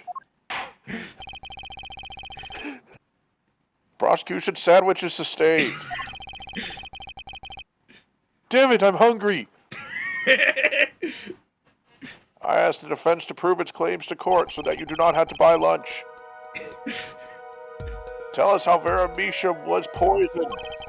I've got two. Oh. Incidentally, it was not by lunch because she was not eating. I started reading Apollo's line because I'm so used to Venus. He came back briefly and I relapsed. Alright, I got two things to prove here. Who did it and how? Which say it first? I mean, I would think how would be the easiest. Yeah. How did the killer poison Vera Measham? Yes, that's what I'm asking you. Oh, focus first on the method. Any comments, Prosecutor Gavin? Still hungry. Not a bottle or container of the poison was found on the defendant's body. I see, so the vector of poisoning is unknown. By the way, when you present your evidence, it has to be evidence you obtained between the hours of 1 p.m. and 5 p.m. It cannot be any other evidence. Why? I said so! And I'm hot, so you have to listen to me. Is the defense prepared to prove how the poison reached Vera Measham? And where's my fucking sandwich? Yes, Your Honor. Very well. Make sure to cut the crust off.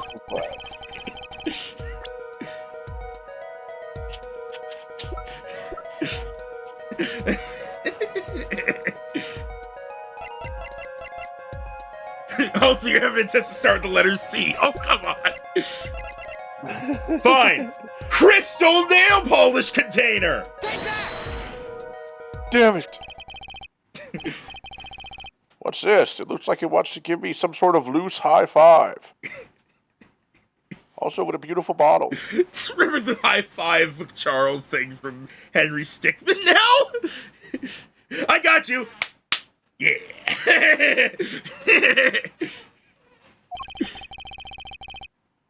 I'd like to give whoever designed that a hand. Is that nail polish? It's colorless. Ah! Something the matter? No! Nothing! Nothing at all! So the killer put poison in this bottle and made her drink it. As Prosecutor Gavin has told us, this is nail polish. Nail polish. It's like paying for nails. Know any women with red nails? No, I do not associate with harlots. Oh. I mean, my wife has red nails. I see, so she's been painting them all this. How do you not know? I thought she was a vampire! It explained why I married her when we were both 20, and she still looks 20! Could have at least shared. Let's recall yesterday's trial, which was so long ago. Remember when Vera was testifying to the court? Court is now back in session. No.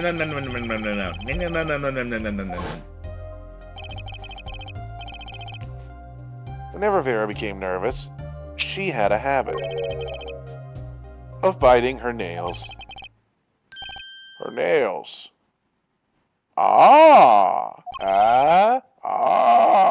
Finger guns. Prosecutor Gavin, will you join in the finger guns? When the prosecution had Vera examined, did they check her nails? Bailiff, have them check the defendant's nails at once. Mr. Justice. Yes? Have a cookie. You did a good job. Yay! Also, why didn't you tell me this before I put the nail polish on myself? I mean, it still looks fabulous, Your Honor. Oh, why, thank you. I will pass the verdict that this nail polish is fabulous. Bam, bam.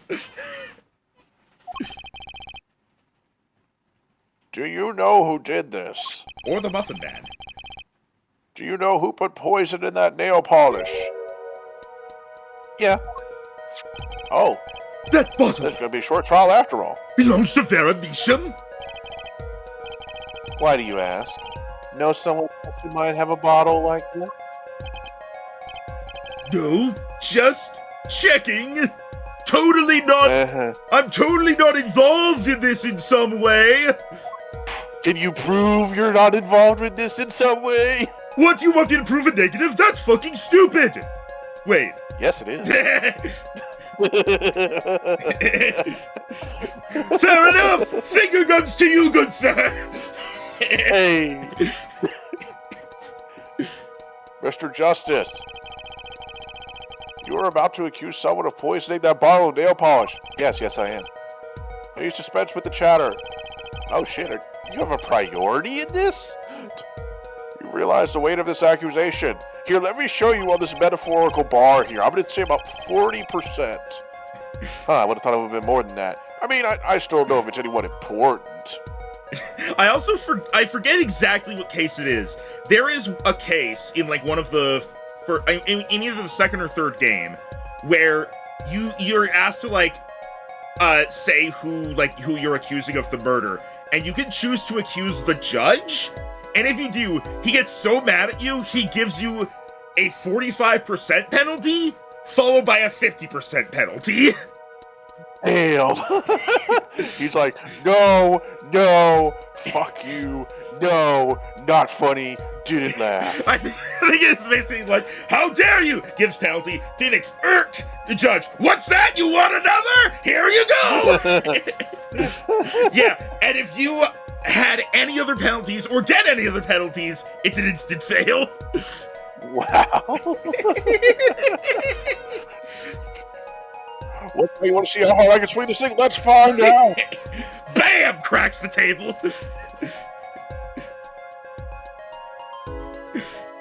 Understood, Your Honor. No problem. I know what I'm doing this time. Then let us ask. Who poisoned Vera Measham via her nail polish? And see, that's the thing about this. we know the loosest connection of who did it just because of the letter. So we just have a direct thing. We still, we know why he poisoned her. We still, because he's trying to cover the thing, we still don't know why he did the thing in the first place that he needs to cover up. I mean, from the character's in-game perspective, that doesn't matter. From our perspective as players, I'm sure he'll confess when he has his breakdown. That's fair, and that makes sense. It's like, literally, they're just like, we want to know who did it, and how, and why. No, I don't care about why. I mean, we'll get to why. To be fair, I think realistically, if you can prove that it, like a murder without a motive, but you can still prove the person did it, the motive doesn't matter. Motive in real cases is just like a way of like arguing for like whether or not they did it if it's still in question. Yeah, that's fair. Motive is an investigation tool, not a legal one. Yeah. Objection! What's your game? Apollo Justice Ace Attorney. Do I have a game? No. Damn it! My bro! There's no way he could do a thing like that! Sir, he's already in jail for murder. You should know that better than anyone else!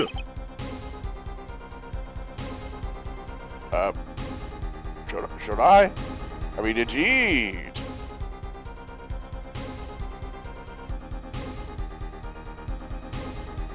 By the way, I'm excited for tomorrow's Nintendo Direct. Just saying that because I got a message reminding me of it. He is behind bars. Oh, okay, you know what? If they were talking about, like, physically incapable as opposed to, like, morally incapable, you know what? That makes more sense. When he was in jail, how would he do that? I know. However, doesn't mean it was impossible to do what he did. What? Ask yourselves when he put the poison in the bottle. Could have been yesterday. Could have been a month ago. Maybe it was a year ago. Or perhaps it was 7 years ago. Well, that's when everything happens! Damn! Christoph Gavin had no motive for killing this poor little girl. He's a psycho. Oh, I see. It's simply inconceivable. It's like,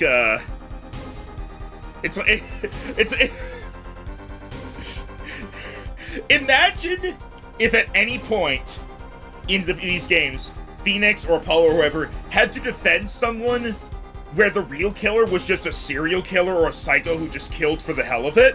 And it's like, in order to prove your client's innocence, you must prove why this person committed the murder. And it's like, where in my evidence is they're fucking insane?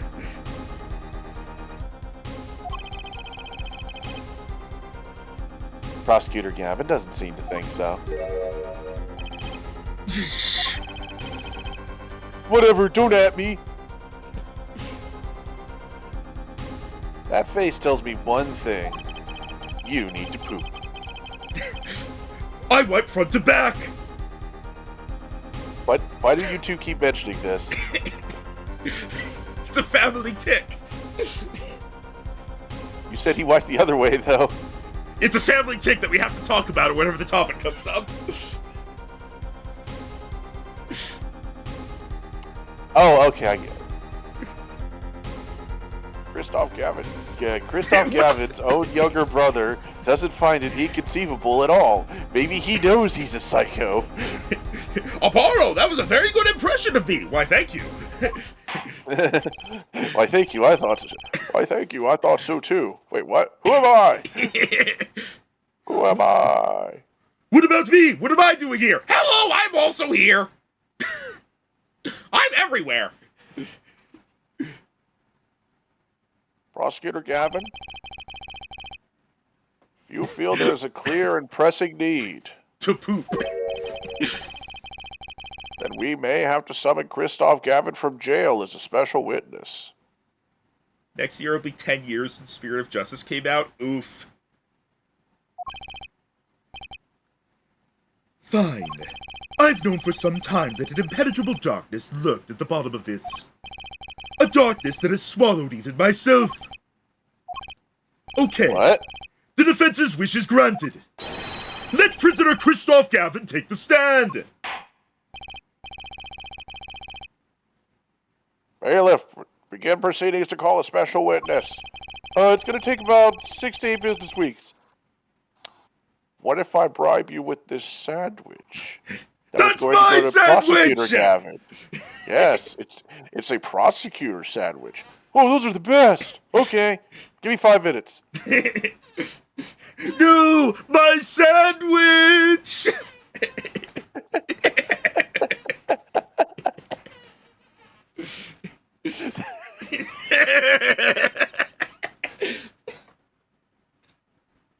My Clapgap Subway.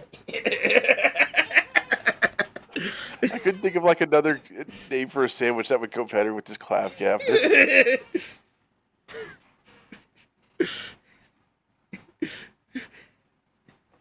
My Clapgap Special. My Clevgav BLTR! What? What? What's the R? Rocking! Nope, probably should have seen that coming. Maybe we won't get through this in the time we have left just because of all this. The witness is Christoph Gavin, currently residing in solitary cell 13 at Central Prison. Not left prison. We don't talk about left prison. We're not right prison. No one in prison is right. Ah, Your Honor. How nice to see you again. It's been quite a while, hasn't it? To what do I owe the pleasure of your company? It's not every day I'm summoned from my solitary cell. In fact, it's never.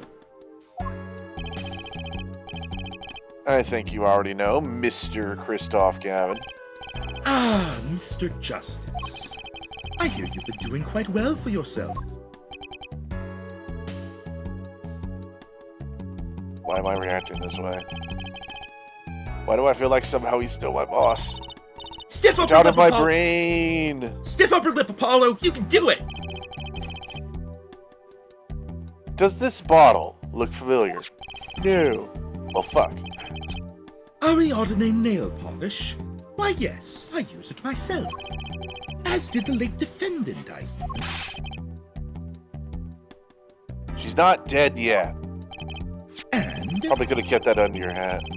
was there something concerning this bottle you wish to ask me about? I admit, I respect her for her taste in nail polish. Her taste indeed. This nail polish was how Vera Misham was poisoned. Atriquinine, was it? You're well informed about the case, Mr. Gavin. I have a TV in my cell. How? Even in solitary, much comes to my desk, and I have nothing to do but read. Well, Clavier? Maybe you could explain this? You're being accused again! By him! Again! Ah, and? You agree with his accusation, do you?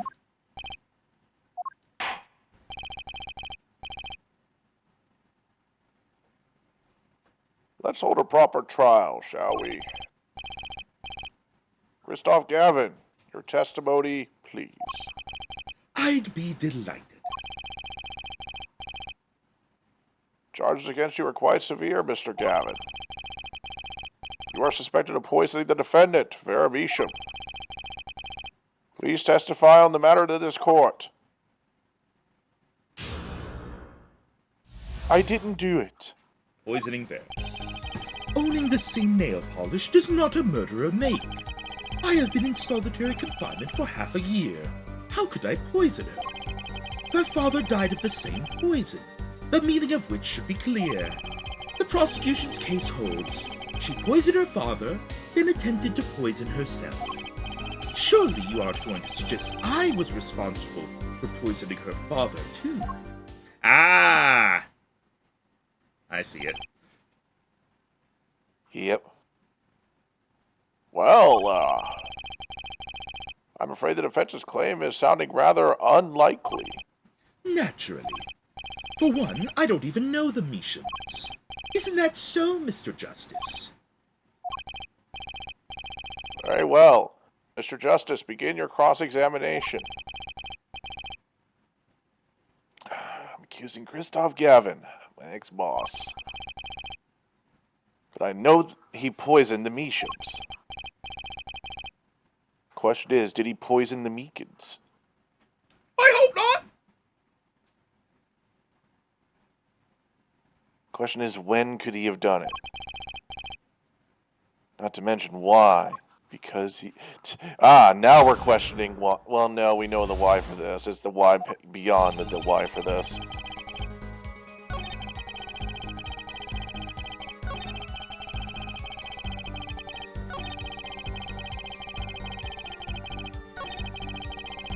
Definitely something here.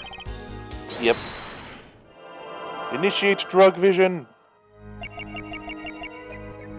Oh, he has a scar. What the hell? What happened to him?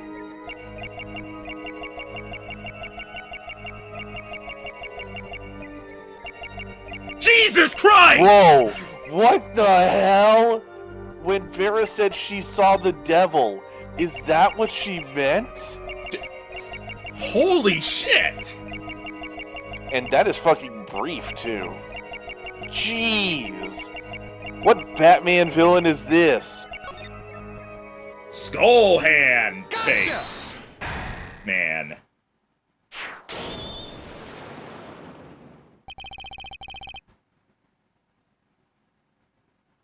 Mr. Gavin, what the fuck? What do you mean?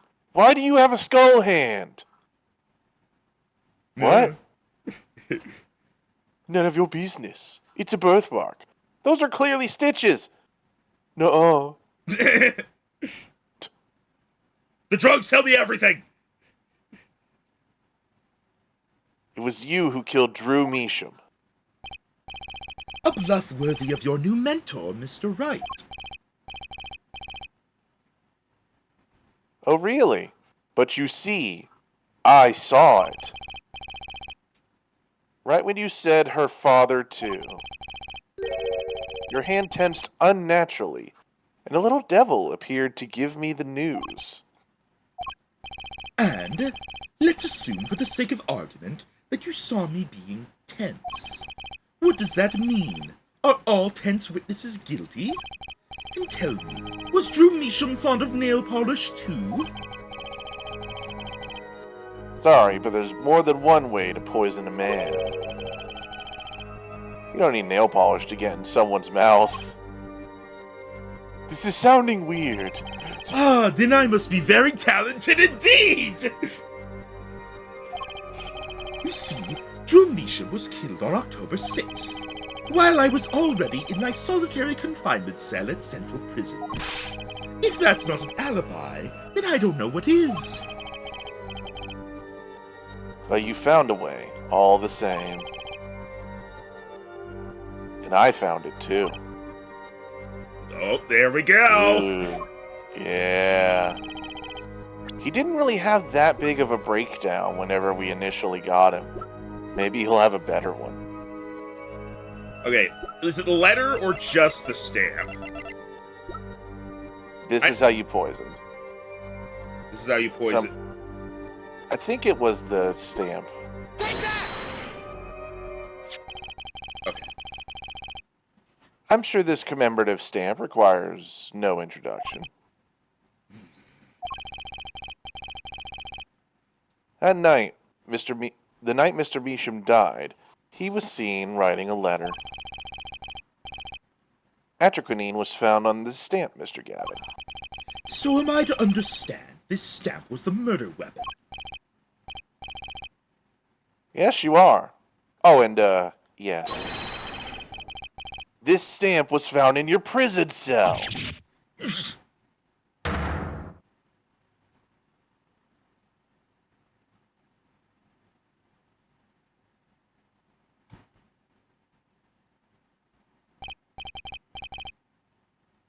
That is all, Your Honor. Well, damn, that was, direct. Order! I want a prosecution sandwich! No! Maybe. Not again! Why can't I have one? Quiet, this is not about you, this is about other Gavin. Poison on the back of that stamp. After Drew Measham was killed, someone paid a visit to this witness's cell. Phoenix Wright. You know what? This is making a lot more sense now. Daddy? That's when he found the stamp. You made Drew Measham write you a letter. That's how you killed him. What? Why are you pointing at me? My. You've upset my poor brother to the point of uselessness. Allow me to clarify this matter, Justice. All you need to do is recall witness Spark Brushell's testimony.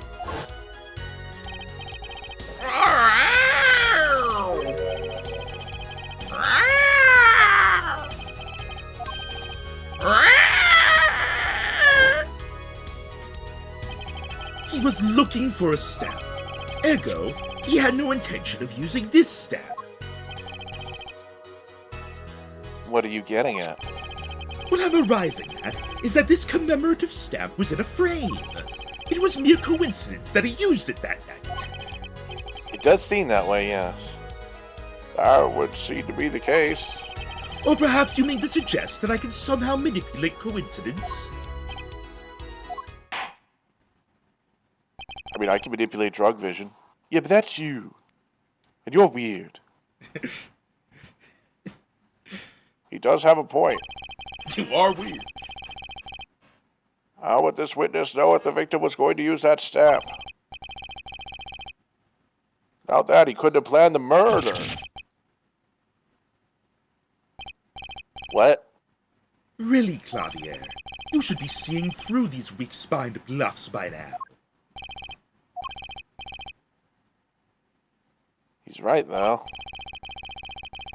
How could anyone have known Mr. Measham was going to use that stamp that night? Felt like they were being watched.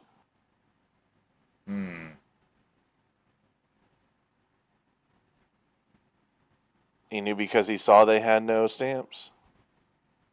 I don't know. Least of all, Christoph Gavin locked away in his cell. Well, seems that the defense has run out of things to say. You assume he had something to say in the first place. I believe the defense's bluff has been called. The defense's bluff? I'm not sure I agree with you there, Christoph. Clavier?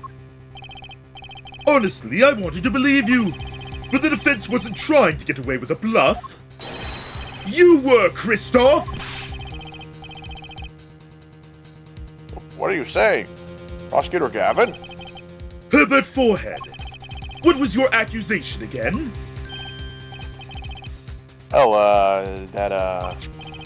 This poisoned stamp killed Drew Measham. James! To which my brother responded thusly. There was no way to know when Measham would use the stamp. Yes, that's right. Which is why it couldn't have been planned. Tell me, it needs to be planned. Why? Why couldn't it have been a coincidence? The defense's case is simply that Drew Measham died by that stamp. That's all. Coincidence? Christoph, you tried to slip out from under his accusation by changing the subject. If that's not bluffing, what is it?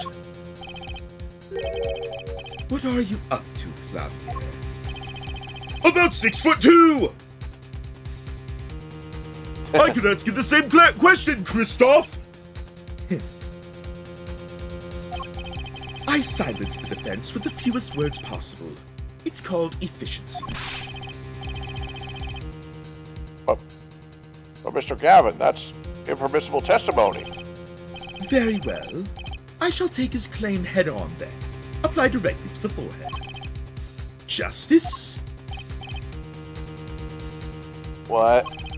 You accuse me of Drew Meesham's murder, yes? Then, allow me to ask you, what possible reason could I have to kill a painter? Apollo, motive! He's talking about a motive! Indeed. It's hard to see how an attorney could come to want to kill a painter, except that they're also a forger. Now here's something. Why didn't he bring up the motive from the very beginning? Unless he was afraid it was a battle he might lose. So what does it mean? Means there might be a weak spot. Maybe I have evidence to prove motive. We literally have a letter. Literally have a letter saying, okay, I won't tell on you.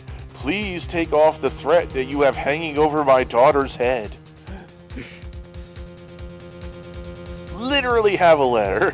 Yeah. A motive for murder. It's the vital, if not the most vital element in this case. Please consider this when making your statement. I'd say it's about this vital. Oh, we're still at 40%. I thought it was more important. Oh, you're right. 100%. 95%. There you go. Don't want to be too mean. It's pretty vital. Well, Mr. Justice. I'm going through with this no matter what. Understood, Your Honor. I'd like to present evidence. Ben, let's see what you have for us. What reason did Christoph Gavin have for wanting to murder Drew Meesham? So, I guess now we present the letter? Let me look at this first. Address on here and a name I've never heard of. Needs to fix so. It's too blurry to read. And there's...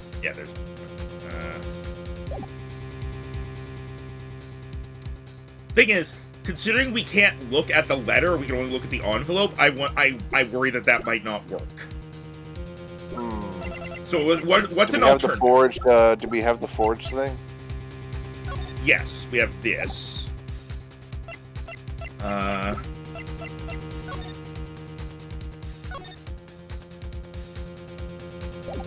That was from 7 years ago.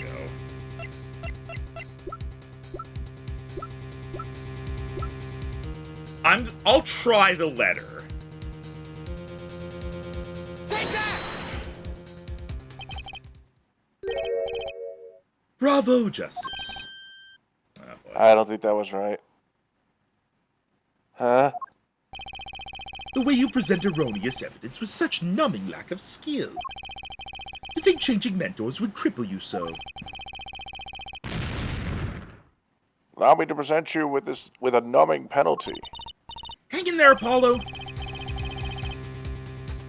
Okay, yeah, okay. Okay, so I think it was the other thing. Your Honor, I'm plenty numb now. Can I try again?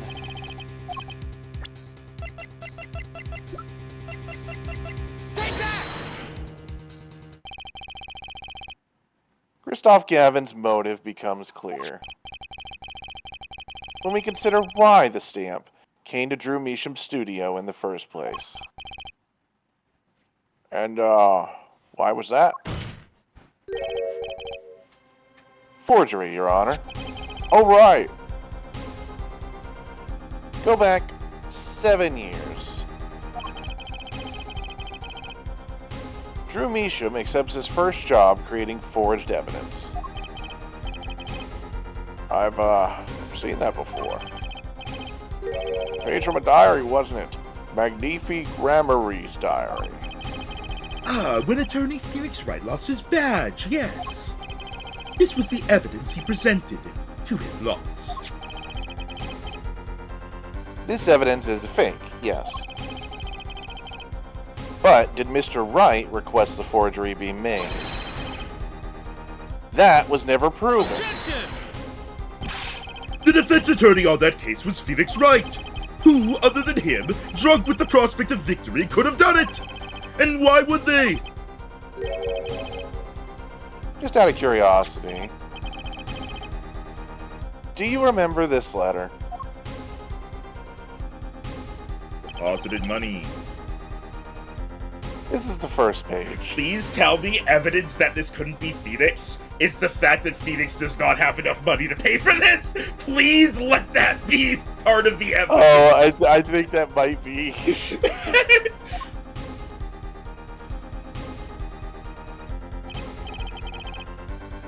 And this is the second.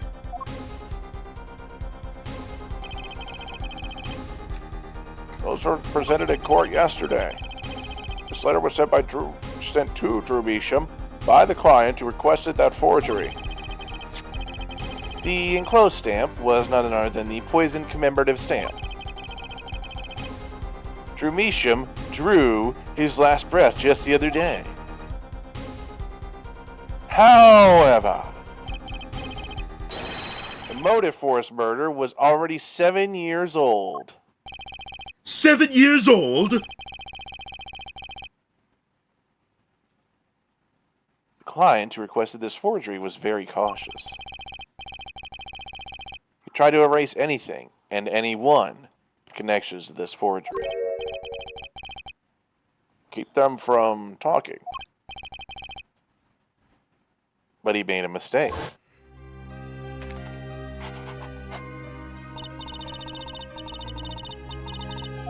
I like the stab.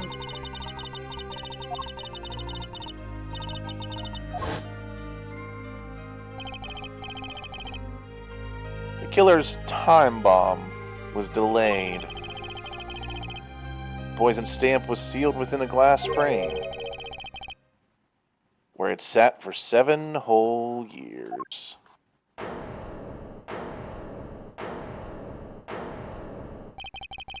Herbert Forehead, do you understand what you're telling us? The one who schemed up the forged diary page was the one who poisoned the stamp. And it was Phoenix Wright who presented the forged evidence 7 years ago. Adding the two statements together, the one who schemed to kill Drew Measham was none other than Phoenix Wright! Objection! No! Sorry, but that's not how this is gonna go down. Oh, then how will it go down? I checked through the records on that case when I found this. 7 years ago, just before the trial began, Oh boy! I don't know. Don't give it to you. and one more thing. Sorry. Previous attorney. Ah. That was enough. I called it that Gavin was going to be his previous attorney. Yeah. Use that as a timing thing. Phoenix Wright was put on the case the day before the trial started.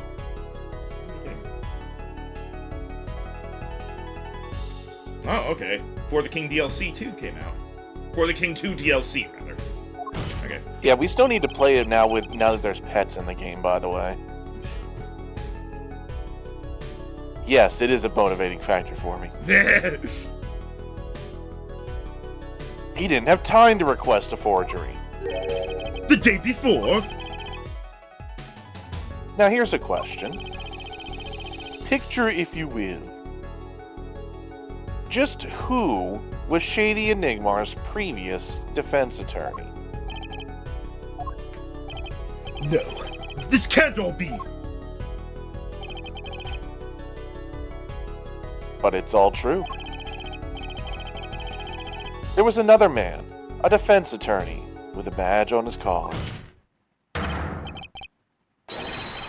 It was you, Christoph Gavin.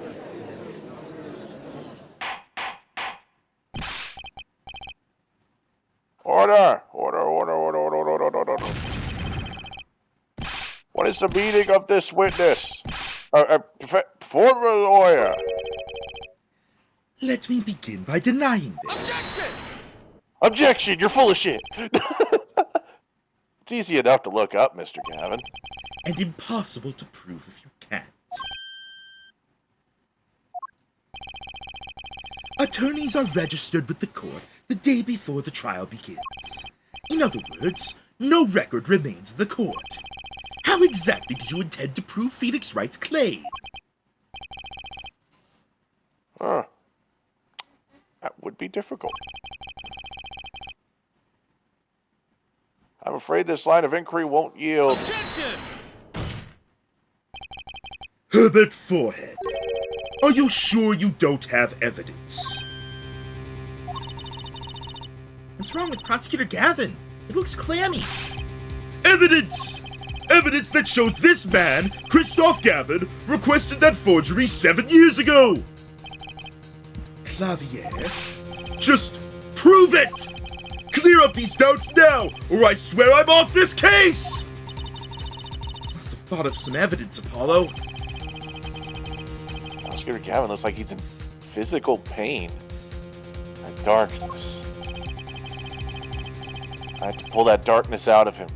Proof is the only way I can. So he can't bring himself to do it.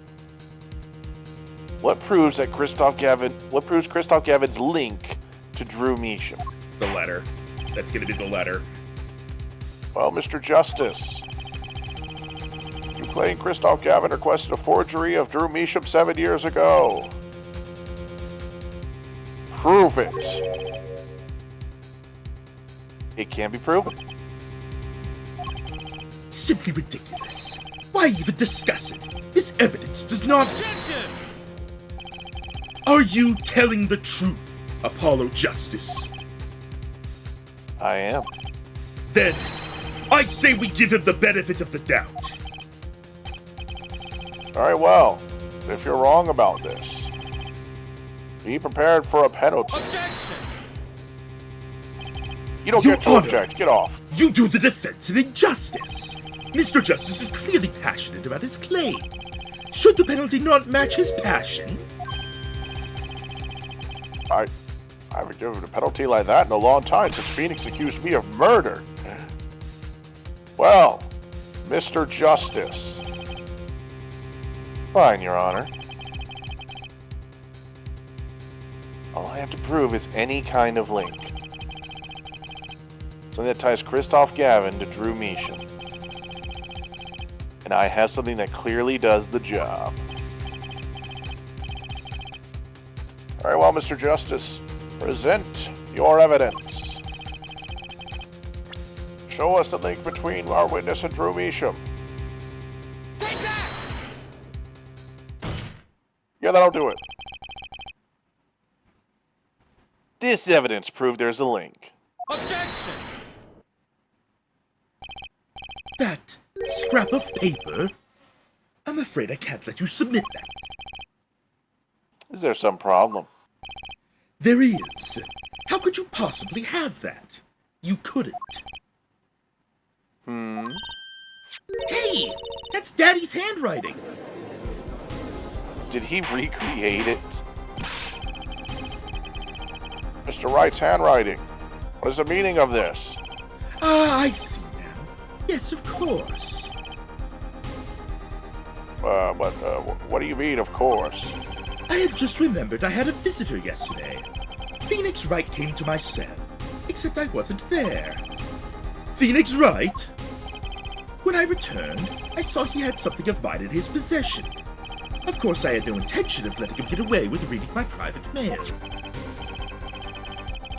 Mail? You mean this letter was in your cell? No. However, it appears Mr. Wright has yet to be cured of his bad forging habit. Well, if it's not a very good one. The handwriting's terrible.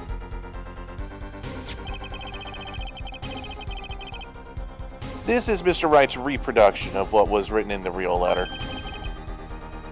Reproduction? When Mr. Wright visited Christoph Gavin's cell, he brought with him a small video camera shaped like a pog face. What? Son of a bitch! Damn you, pog face! He recorded his entire conversation with you, Mr. Gavin. And the contents of your personal mail.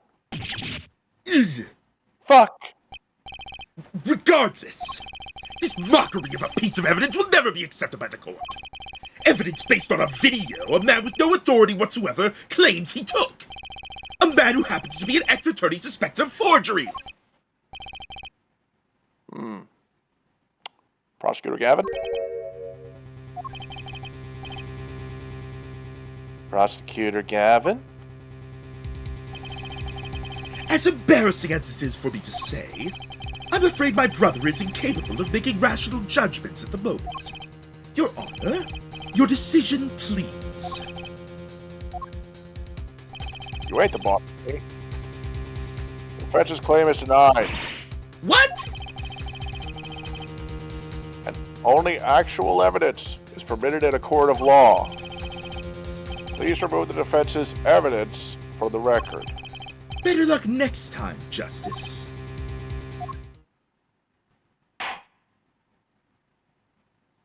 Wait, what? So I think coming up may be the thing I knew about this game. Well, we've certainly taken a detour from our cross-examination. The defense appears to be lacking proof. I'm forced to end the cross-examination of Christoph Gavin at this point. I was confused because we showed Christoph Gavin, but I was still talking. Apollo, do something! Thinking, but without evidence, I don't have anything I could use on him. Very well, this ends the special witness's cross-examination. Objection!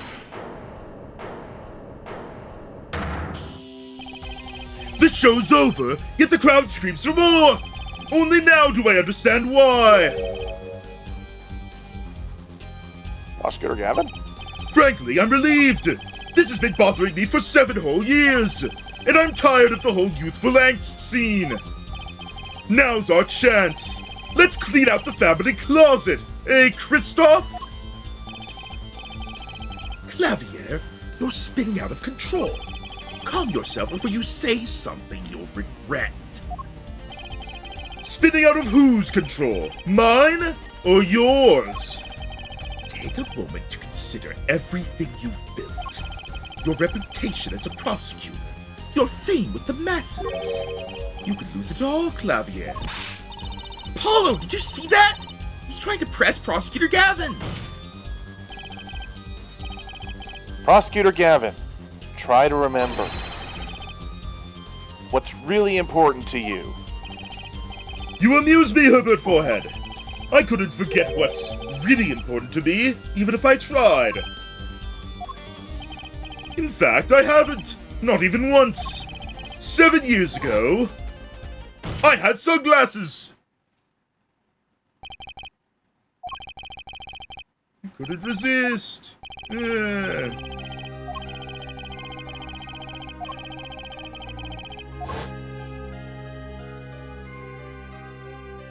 It's forged.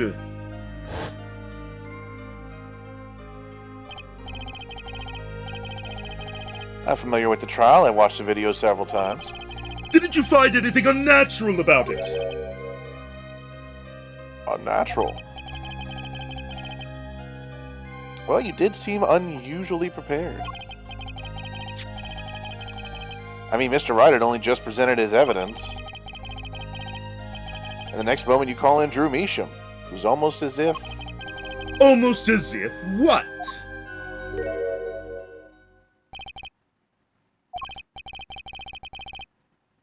Funny, it didn't even occur to me to wonder.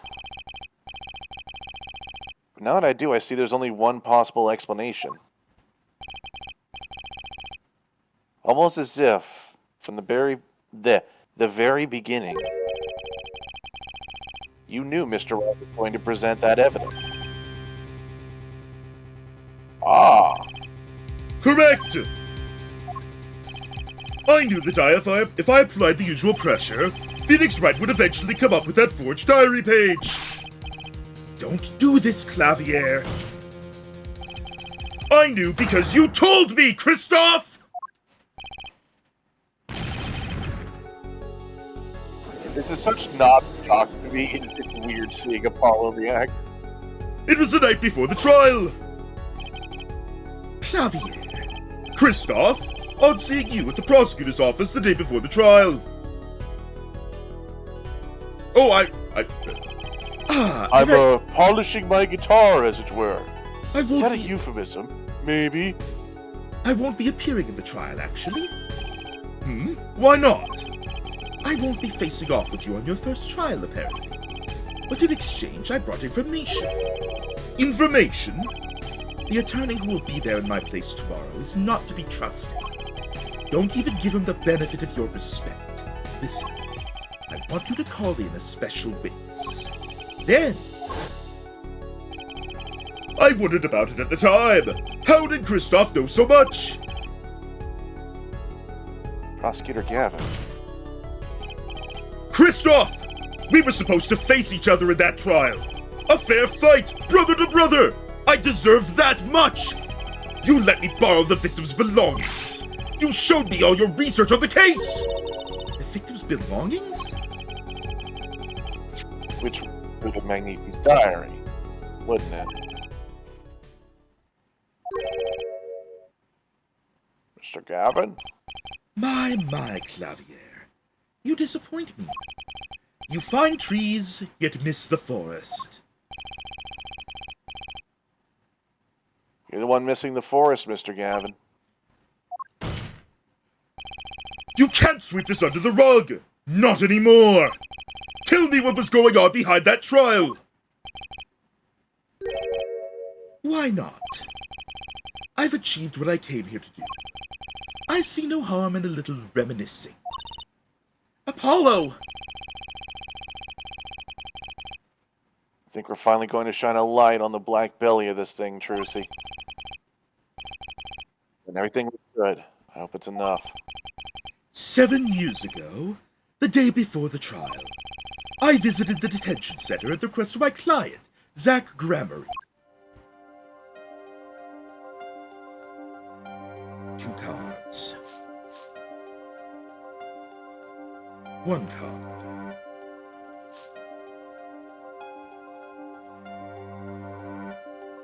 Showdown time. Enough. You lose, Gavin. Thanks for the work. Now go. To be honest, I don't know what his reasons were to this day. As far as I can tell, he dismissed me as his representation because I lost at a game of poker. I can come to no other conclusion. Annie used to say something. If you want to know a man, you have to compete. Ah, he saw he was an evil bastard. Zach wasn't watching his points or the cards. Also, He was watching the man behind the cards, Christoph Gavin.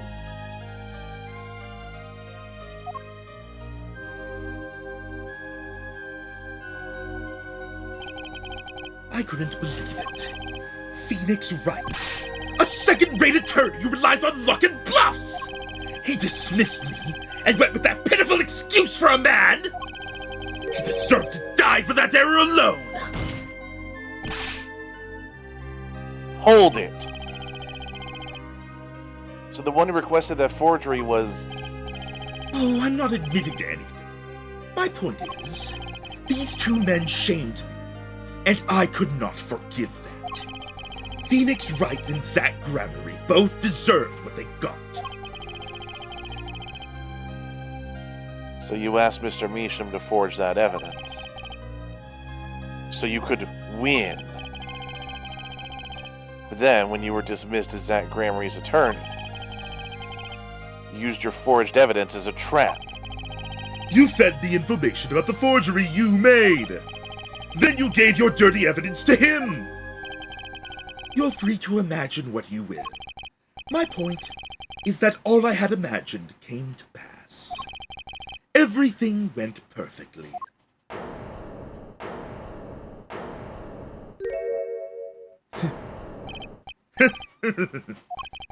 Incredible. If I wasn't laughing, I'd weep. Prosecutor Gavin? Perfectly. You're mad, Christoph. Stop fooling yourself. What are you talking about, Clavier? Tell me, how did that trial end? Cancelled when the defendant vanished. Ah, I get it. So, Christoph, you've been living in fear for 7 years. What? You were afraid your forgery would be revealed and your reputation trashed. You couldn't leave things to chance. So you watched everyone involved with the case for 7 years. No! He always felt like he was being watched every day for 7 years. And I felt it too. Journalists sure he's being watched, end quote. Don't you wonder why Zach Gramer got rubbed down after 7 years? Right after coming into contact with me? Wait just a minute. Zach Gramer was seen by this reporter. How is that possible? He was alive after being gone 7 years? Finally. I knew this moment was coming. Just didn't think we'd get here so fast. Zach Gramery gone missing for 7 years. Trucy's father. What's wrong, Apollo? Go get him! Right. Leave it to me. Allow me to refresh the court's memory. 6 months ago, Christoph Gavin was charged of murdering a mysterious traveler. I remember him quite well. Shady Smith was it? Like one of the most fake names I could think of. Poisoned in a Chinese restaurant. Tragic. It was not Chinese. It also wasn't poison. The details don't matter right now. What matters is that traveler was Zach Gramery.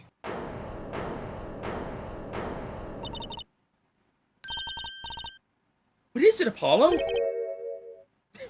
Huh? Keep going! We'll talk about it later. Oh, okay. Did she already know? Someone please explain this. Mr. Justice, can you explain this? It all started 7 years ago. Like everything else. The great magician Nefi Gramery's death started it. Nefi Gramery's death and his student Zach Gramery, the suspect. Whoever defended Zach in court successfully would be famous beyond belief. Thinking that, Christoph Gavin did the unthinkable. He forged evidence.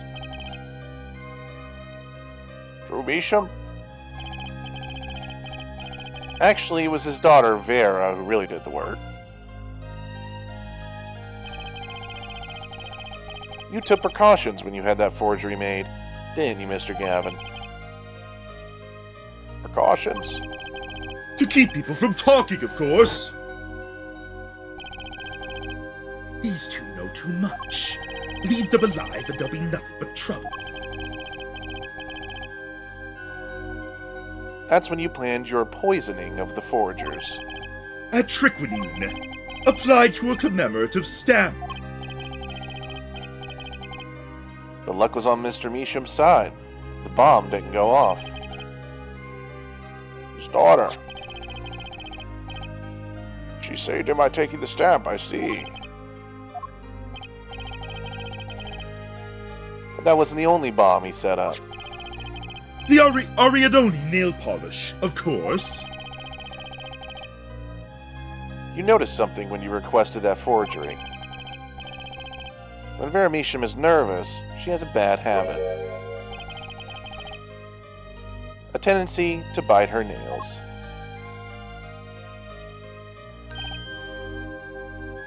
Ah! Nail polish was her good luck charm.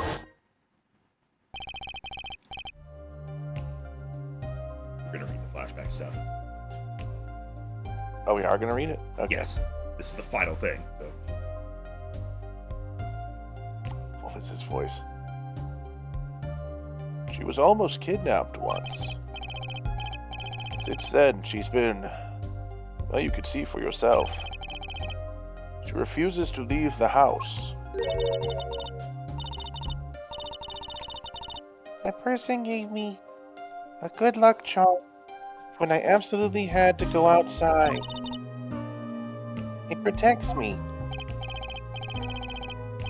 Yes, apparently she received something. A gift. She won't tell me what it was. It's from that client, the one who wanted the note made.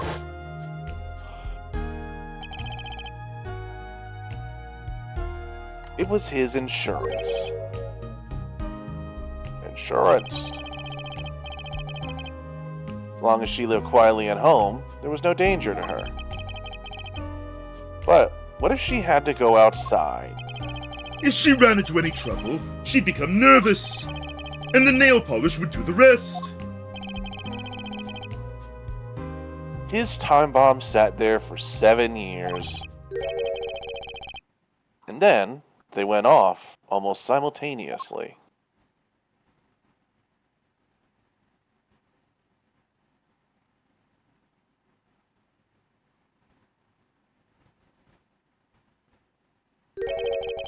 If you're finished, may I return to my cell now? I'm not accustomed to standing for such long periods of time. Mr. Gavin, have you heard a single thing we've said? Oh, I listened quite closely to your little tale. Quite an entertaining piece of fiction. What? Clavier, surely you understand. We're back to the evidence. The lacking evidence. Nothing proves a link between him and the atrocity that took Drew Measham's life. Objection! What about the restaurant you killed Zach Grammer in? They keep him from talking. I killed no man of that name. Read over the report again if you like. The victim was a traveler by the name of Shady Smith, about whom we know little else. You can't seriously think I knew he was that particular fugitive. Objection! Okay, then why did you kill him? Because I'm a murderer. I plead my right to remain silent. Remember, this court did not convene to put me on trial. The defendant's name is Vera Misham, suspected in the murder of her father. My trial's been finished for 6 months now.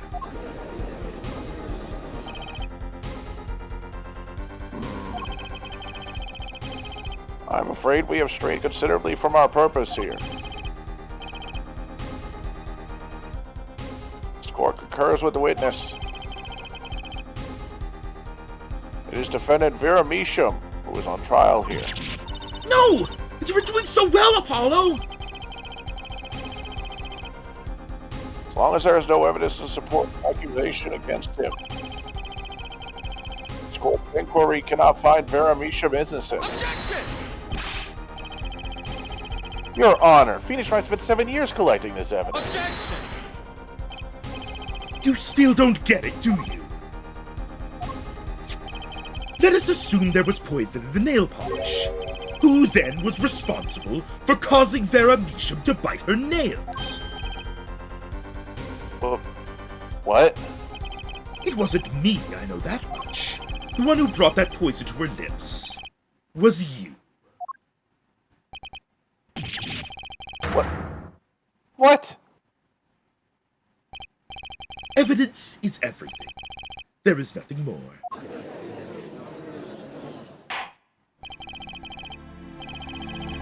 I believe this discussion has reached its conclusion.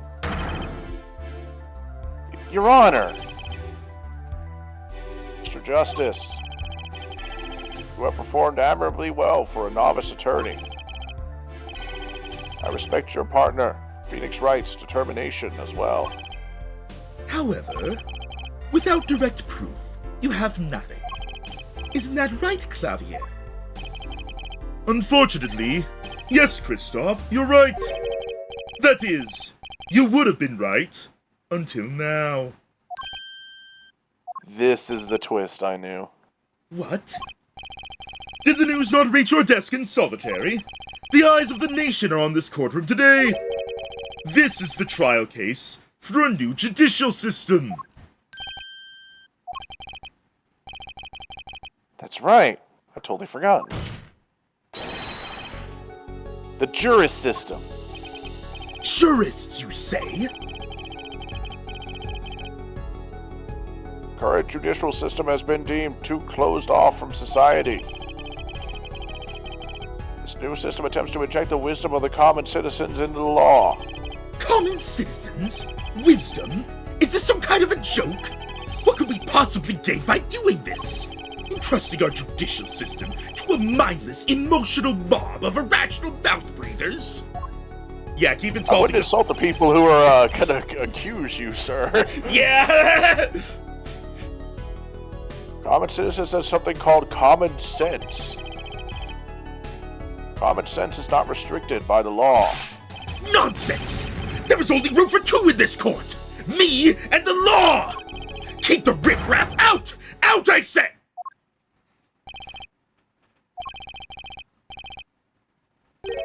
They're not in the court, actually. Jesus Watching everything on my video camera. Holy shit! Holy shit! I blinked and missed it. What happened? Why don't look at their heads? Oh, gee, ugh. Yeah! Yeah, I know, right? Ugh. I don't like that. Me neither. It's like a haunted painting. How can you allow this? Incidentally, the one responsible for making this happen was Phoenix Wright. Ah, there's the smug arm fold. I feel like we never see it. Phoenix Wright. Here we go. So, Is that it? everything was leading to this. Of course. Right. Right. Right. Right.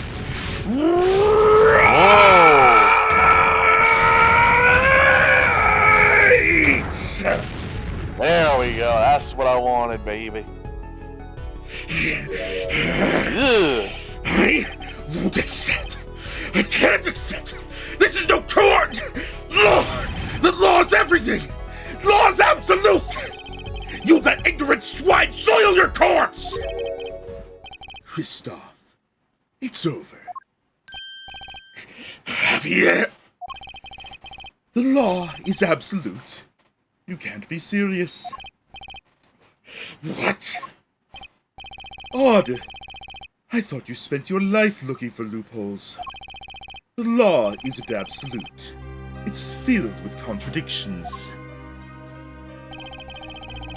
Law is the end product of many years of history, fruit of human knowledge. Like a gem, polished to a gleam through trials and errors. It is this fruit we receive and pass on and face in our time. It is always changing, growing. Nurturing it is a task. It's our task as human beings. Except for you, Christoph. You aren't changing. You've stopped. You're not needed anymore.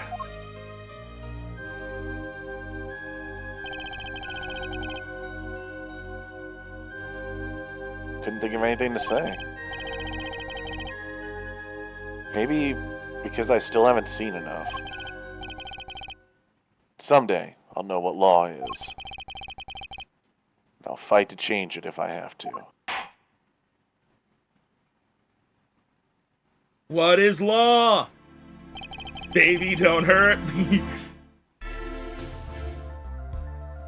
That was a hell of a breakdown, by the way. I like how unholy it looked. I see no need to further prolong this trial.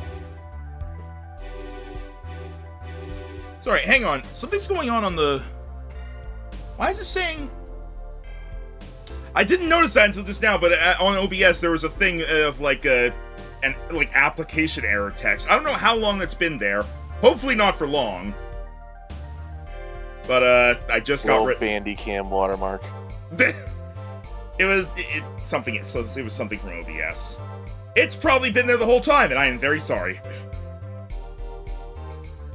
See you for at least an hour. Tell me these things, chat! You need to tell me these things! You need to point these things out to me!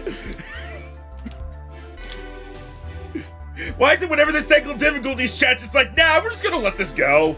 We're not gonna tell him. Yeah, we're used to it. We're not gonna tell him his mic's muted. We're not gonna tell him his VTuber's like shadowy.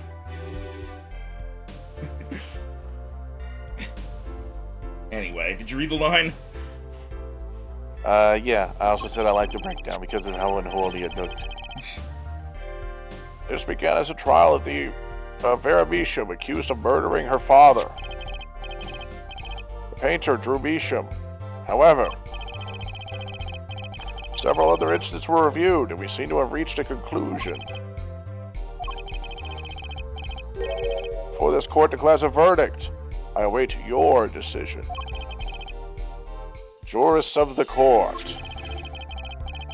For the death of Drew Measham, how do you find the defendant, Vera Measham?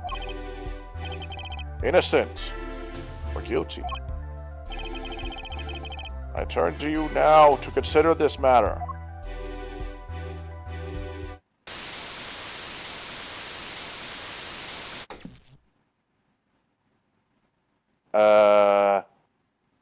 Hello? Juris Chambers.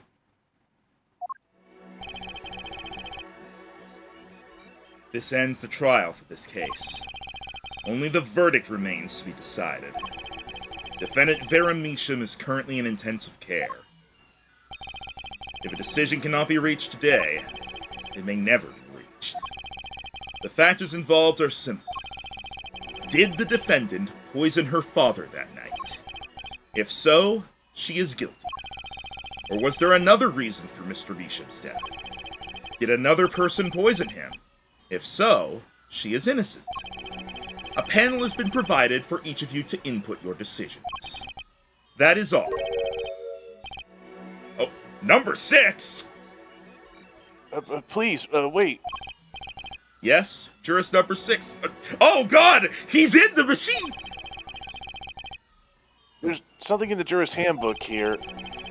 Persons involved with the case may not be jurists. That is correct. I've looked into all your dossiers. None of you were involved with the development of the case. With the development of the case? I see. Does that answer your concern? It's time for your verdicts. Make your decision in the case against Vera Measham. After 7 years, the truth is ready to be heard. Judge wisely. Judge well.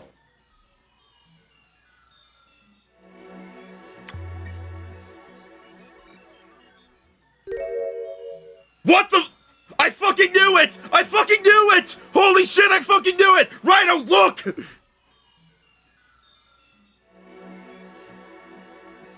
What?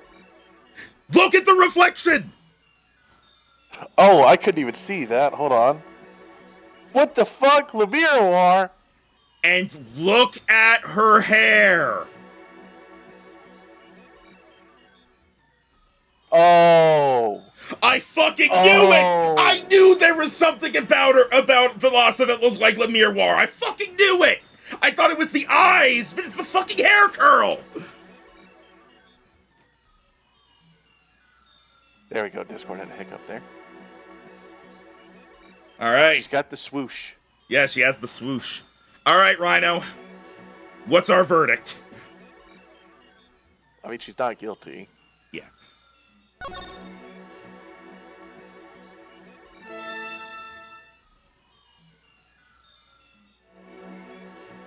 Yeah, just in case you couldn't Wow. tell. Just a final fucking twist at the end there. So that means last case, Apollo and Trucy met their Wait, mother how did and she had no see? idea. How did she see what she? How did she see what she was pressing? She said she was going to get surgery for her eyes. Oh, that's true. That's true. I think this might be Apollo. And so a verdict was reached on October 9th, 2:14 p.m. First verdict under the jury system. Innocent by unanimous decision. The record will show. And when the verdict was announced, special witness Christoph Gavin laughed.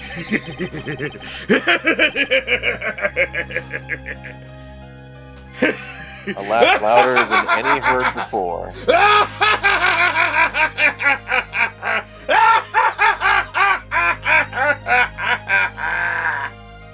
I think it was louder than that even.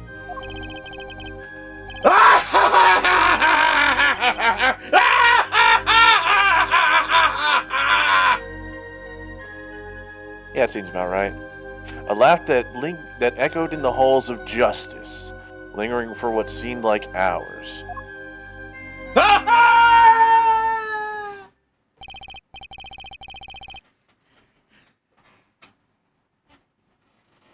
October 10th, 8:30 a.m. The morning after the trial. Yeah, I had a feeling if you chose guilty, it would be a game over. I imagine it would be like, if you choose guilty, everyone else chose innocent, and then it's a hung jury. So, like, I don't know, Christoph gets away or something.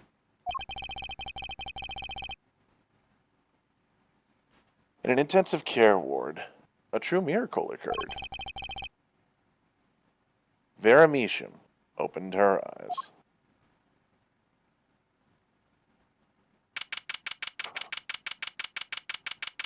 They literally are just reusing Phoenix's room for the second case. Hey, why fix what ain't broke?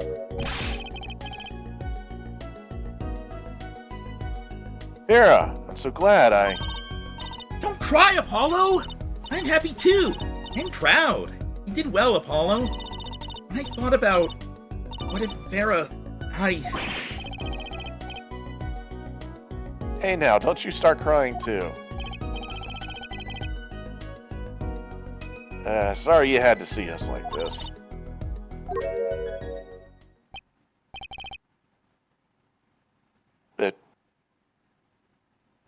It took me a second. I was like, what is weird? Oh, she's smiling. Vera? Thank you so much, Apollo. Thank you.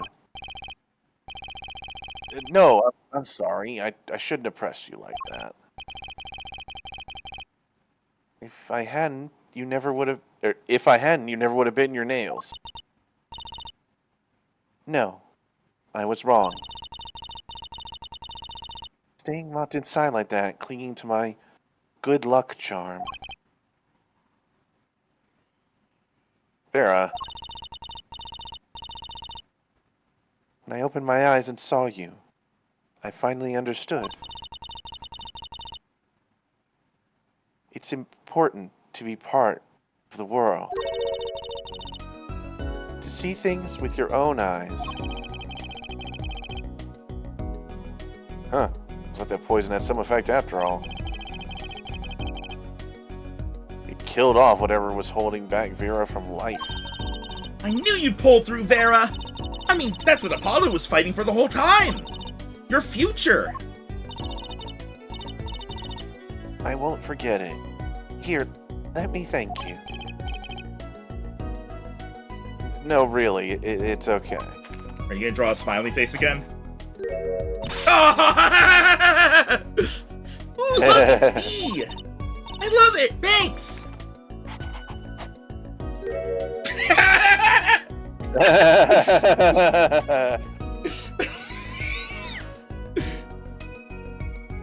But is that me? You really captured your essence, Apollo? Well, I think so, at least. That reminds me. Do you know where the other lawyer is? The other lawyer? Oh, you mean Daddy? Except he's not a lawyer anymore. It's my fault, isn't it? I'm sorry. Oh, no, that's not what I meant. No, it's okay. I'm through looking away from the things I've done. I hope I can look him in the eyes again someday and apologize. I'm sure he'd be happy to hear that.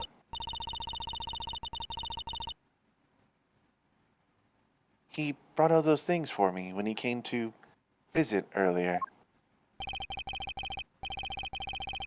That stack of videos? Mr. Wright finished watching them all? No, I knew my real daddy was alive. Huh? I mean, she helped him escape. I was there 7 years ago, remember? I was the one who helped him vanish from the courtroom. But how? I'm not telling. He promised me that day he went away. We may not meet again for some time, Trucy, but know this, I will be watching, and one day I shall return. You're the next Grammary, after all.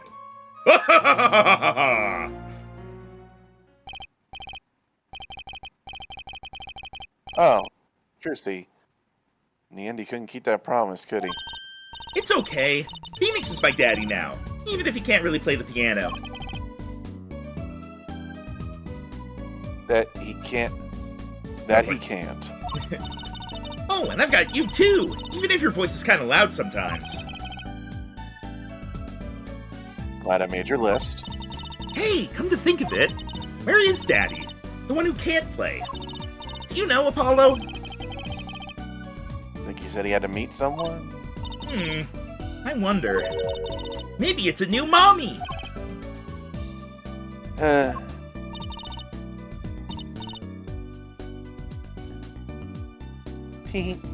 Oh, Trucy. Yes, Farah? I was wondering, could you show him to me once more? Sir Hat, was it? Oh, he's not been knighted. Yet. Here goes. Do us an impersonation, Mr. Hat. Objection! Not loud enough. I like Miss Magic Underwear better anyway. That's magic pants, Apollo. I'm not saying that. Nope. So, your memory's returned. Oh! Oh! Right, this was awesome. Mr. Wright, was this all a part of your plan, too? I don't know what you're talking about. When I lost my memory, I was reborn as the Miroir. But you knew my true identity, did you not? That is why you chose me as one of your jurists. You're thinking into it too much. Besides, there was no guarantee that regaining your memory would make you happy. Of course it is a happy thing. For so long, I thought I was alone. But now I know I have children. 2 dear children. I'm so proud of them. This, too, I think, is thanks to you. Are you going to tell them? They do not know. Nope. They don't know their mother. They don't even know their siblings. I will go to them when the time is right.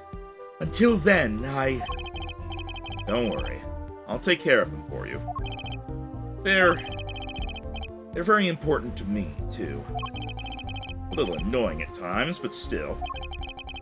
I have to keep an eye on her, at least. Because I'm the only one who knows how she really feels.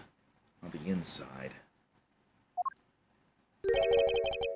Your bracelet. Yes? I've seen a lot of mysterious things these past 7 years. And your bracelets were the strangest of all. I remember meeting him half a year ago now, Christoph Gavin's office. And then I met you. Two fates destined to intertwine, and I was there when they crossed. I'll never forget that. Such a small thing, that bullet.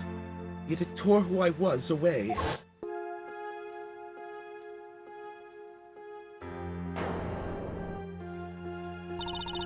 "10 years ago, during a simple rehearsal.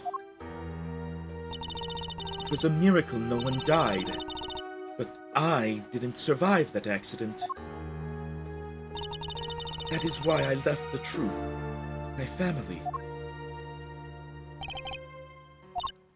Now, my memory has returned. I am myself once more. For the first time, I am glad to be alive, Mr. Wright." Speaking of miracles... Rhino? Sorry. Vera Misham regained consciousness this morning. I can only hope she's as glad as you are. It is a strange thing, fate. Sometimes a life is taken. Sometimes a life is spared. You know what I've been thinking? People don't die that easily, really. As long as they've got something worth living for.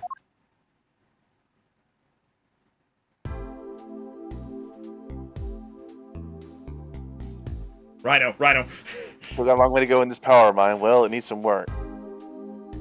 But there's hope now. We lost it, but somehow we found it again. That's why people are smiling again. Hope. Yeah, I think I'll keep at this lawyer thing for a while. Oops, training time. Gotta go. Court of Steel. Here comes justice. Do you want to yell the thing? Objection! There you go. I'm glad you're staying with the agency, Apollo. It's like I found my long-lost big little brother. Oh, and don't you worry about Troop Gramarye. Trucy's on the case. Now that I have this, thanks to Daddy. Trucy Gramarye? Frankly, I got my doubts. But Hat Gramarye, now that'll pack him in. Yeah, these are progressing automatically at this point. Whew! Nope. It's not every day you get a trial that rocks harder than one of our gigs, James. That's why it's over. The Gaviners are breaking up. Oh, shit. The news calls to run on tissues at supermarkets nationwide. You're the real stars now. I look forward to our next jam session. I don't. You know, it makes sense. They lost a band member last time, so... Yeah.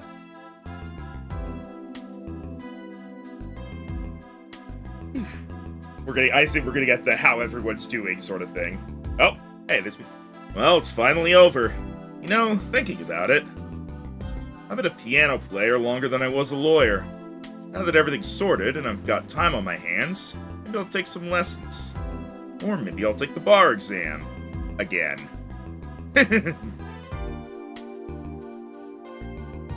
Foreshadowing.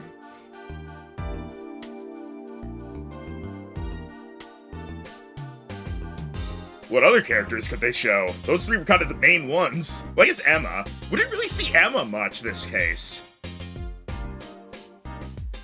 Oh, hey, She was there for the beginning, and that's like it.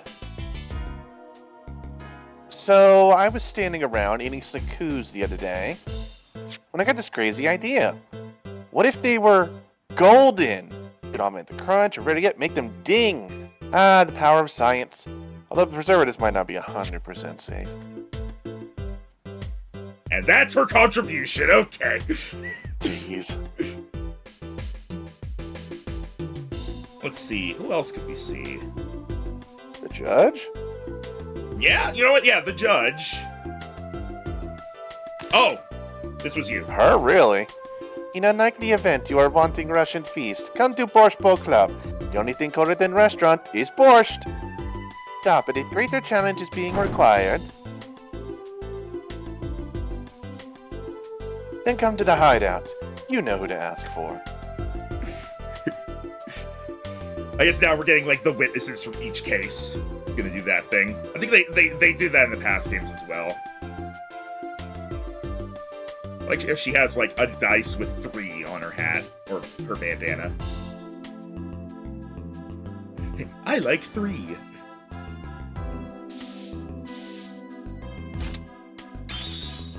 So, Kentucky pastries getting back to its eastern roots. Spread the culture and all.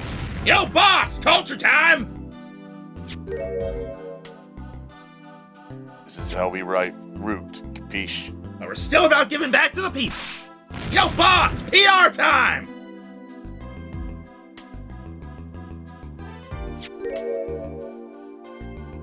And this is how we write people, alright? Not that Walkie's paying any attention. Kids.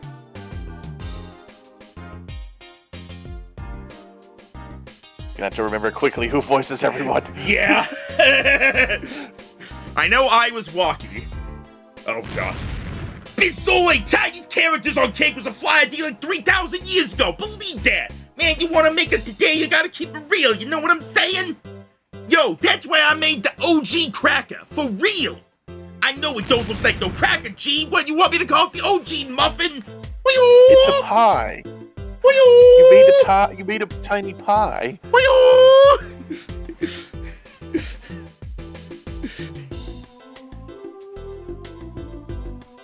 This was you. I don't know where all this talk about food is coming from. You ask me, there's only one food, and that's noodles. Noodles forever. I got a new one too. See, this time I just put a big chunk of salt in the bowl. Why pretend? Eldon's Noodles is all about the salt. Salt forever. No! No! No. Bills. You. My exceptionally inquisitive nature has won me unequivocal adoration in my department. You see, they used to call me Wesley Stinkler and Wesley Sticky Hands. But no longer. I have a new name, one that reflects my true academic nature. Wesley Sicko, reporting. Yes, curiosity is a sickness, and I am the cure. The officer back is like, I'm not gonna tell him.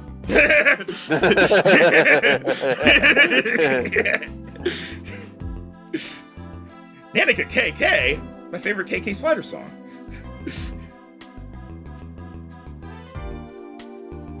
Absolute quality! Fuck yeah. Really, if this grades to go off or do I really need to take the puff out? Whoa! I don't know how to thank you for all you've done. Light has returned to my life, and with it, joy. I may have lost years, but I have gained a treasure. 2 treasures, in fact. I will think of them when I write my next song. She hot. Yeah, once we get through this, we'll probably just talk about the game and then we'll be done. We're just getting through the characters. Also, yes, she is. Russell! Russell here, back on the beat with another interview. Eh? How did I feel about how things turned out? No scoop yet, but journalist confidence in big condition. End quote! So he didn't end up being quite as key as we thought, but he was there for a weirdly large amount of things. Hey, we see him in prison at the end. So for all we know... Oh. I decided to keep painting. Originals only, of course. I suppose I'll have to see a bit of the world outside to find what to paint. But I know there are good people out there now. I've met them. Smiley face. Oh. The door is open. The world is waiting.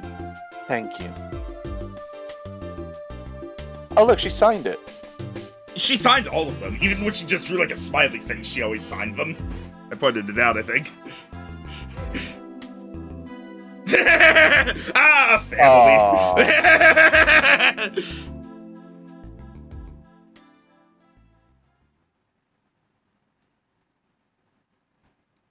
So is Mr. Hat a Layton a reference? I don't know. Maybe? Ah, Congrats, you unlocked a special bonus. why did I look at the picture boy? Alright. We have gotten through the... Nope, not yet. Not yet. Not yet.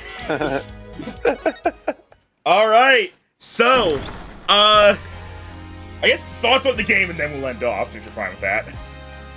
It has been a long time since we've done a Phoenix Wright game. Approach reasoning was stupid. Okay. Overall, though, very satisfied. They wrapped up the final case very nicely. I think, yeah, they did. The final case was really good, and the way it connected to, like, previous cases was also great. I think the Final case was great. The second case, having the first half focus on that was very uncomfortable, but I assume it's one of those things that in Japan is just funny. And the third case, a lot of the logic was like these leaps that we didn't really like. Yeah. I think overall, I think this game is probably the weakest of the ones so far that we've played, but it's still good. It's still very good. It's been long enough to where I don't know I can really compare it to the others. The others were also... I don't remember my overall feelings. I don't remember your feelings on them either. I know my feelings are like, the first game is obviously good. The second game was probably on par with the first game, and then I remember the third one being like a big like improvement in upping the stakes and whatnot. I think this one was still pretty good. Still very good. And to be clear, by the way, since I kept mentioning it throughout the game, the one twist I knew going into this game was that I knew somewhere at the end someone goes, but we don't need evidence. And that was all I knew in those vague of terms. I had once they announced that it was going to be a Jurist thing, I had a feeling that it was going to lead up to that at the end, where I thought it was going to be something like but you can't prove it without evidence, and then just like, yes, but we don't need evidence. We just need them. And that's basically what happened. And then they all looked at the camera, and that was weird. Yeah, I didn't notice at first. I was like looking at the audience heads. I was like, what, did they change? Did they get more detail or something? They really looked at people and I looked, I was like, All right. But what do you think? Looks at fourth wall. Good old Dora the Explorer crossover. All right. Next time that we do a mystery game, we're actually going to be jumping into the Professor Layton games. But after we do some of those, we're going to be jumping into Ace Attorney Investigations Miles Edgeworth. And then we're going to do some more Professor Layton games. And then... Dual Destinies! Oh yeah, Athena. Phoenix is back, motherfuckers! Oh shit. I think he's got the Trucy locket in his pocket. Back in blue. He has an extra shirt now! Gasp. Oh, what the... Apollo, why are you at Fallout? What the fuck? What the hell happened? Apollo, what happened to you? No, we have to find this out now. We're playing this now. No. Were you here when this bomb went off? Because of the moon! Alright. What is costume? So Apollo survives a bombing, I guess. Oh, okay. Oh, also, yeah, he literally has, like, just a new shirt. No, he has a vest. Yeah, he gained an additional shirt. Apollo, style and street clothes! And then default and academy uniform, and then this. That uniform is too small for her. Yeah. But, alright, so by the time we get to dual I destiny. see you, Moon. I know you set the bomb. I know you were the killer, Moon. Trial will now convene for the case of the Moon. Who will be representing the Moon?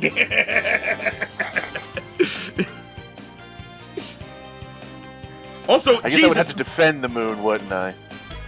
Also, so there were 4 episodes in Apollo Justice. There are 6, counting the what I guess is a special one in Dual Destinies. What the hell? And then there are also 6. I think I may know more about Athena's first game than I do Apollo's, because I think I watched part of a little bit of that years and years ago, but I barely remember anything except I recognize some of the character designs. Yeah. But yeah, all right. Someone's getting impatient. If Ace 37 is out by the time these guys get to Dual Destinies, might actually. Speaking of, we're going to go ahead and end off so Rhino can take care of his dog. But this has been Apollo Justice. We're finally back in the courtroom, and next time we're going to continue to point at people. And next time, Rhino, right? You know what we're gonna do next time? Right, who gets to be Leighton and who gets to be the plucky assistant? Well, I meant like next time we do an Ace Attorney game, we're going to find the box! Yes! Wait! I guess there wasn't really a boss this time. Rhino, there was. It was the stamp! Because the stamp is a square and that's the shape of a box! Oh, I thought it was going to be the guitar case. No, for the 4th case, Rhino! Oh, fair enough. Always a box! And the moon! The moon is a box! Farewell, everyone! I almost want that as a quote. The moon is a box. You know what? Fuck it. Yeah, I'm adding that. The moon is a... I guess this counts as being from Apollo Justice. All right. Farewell, everyone. Join us next time for British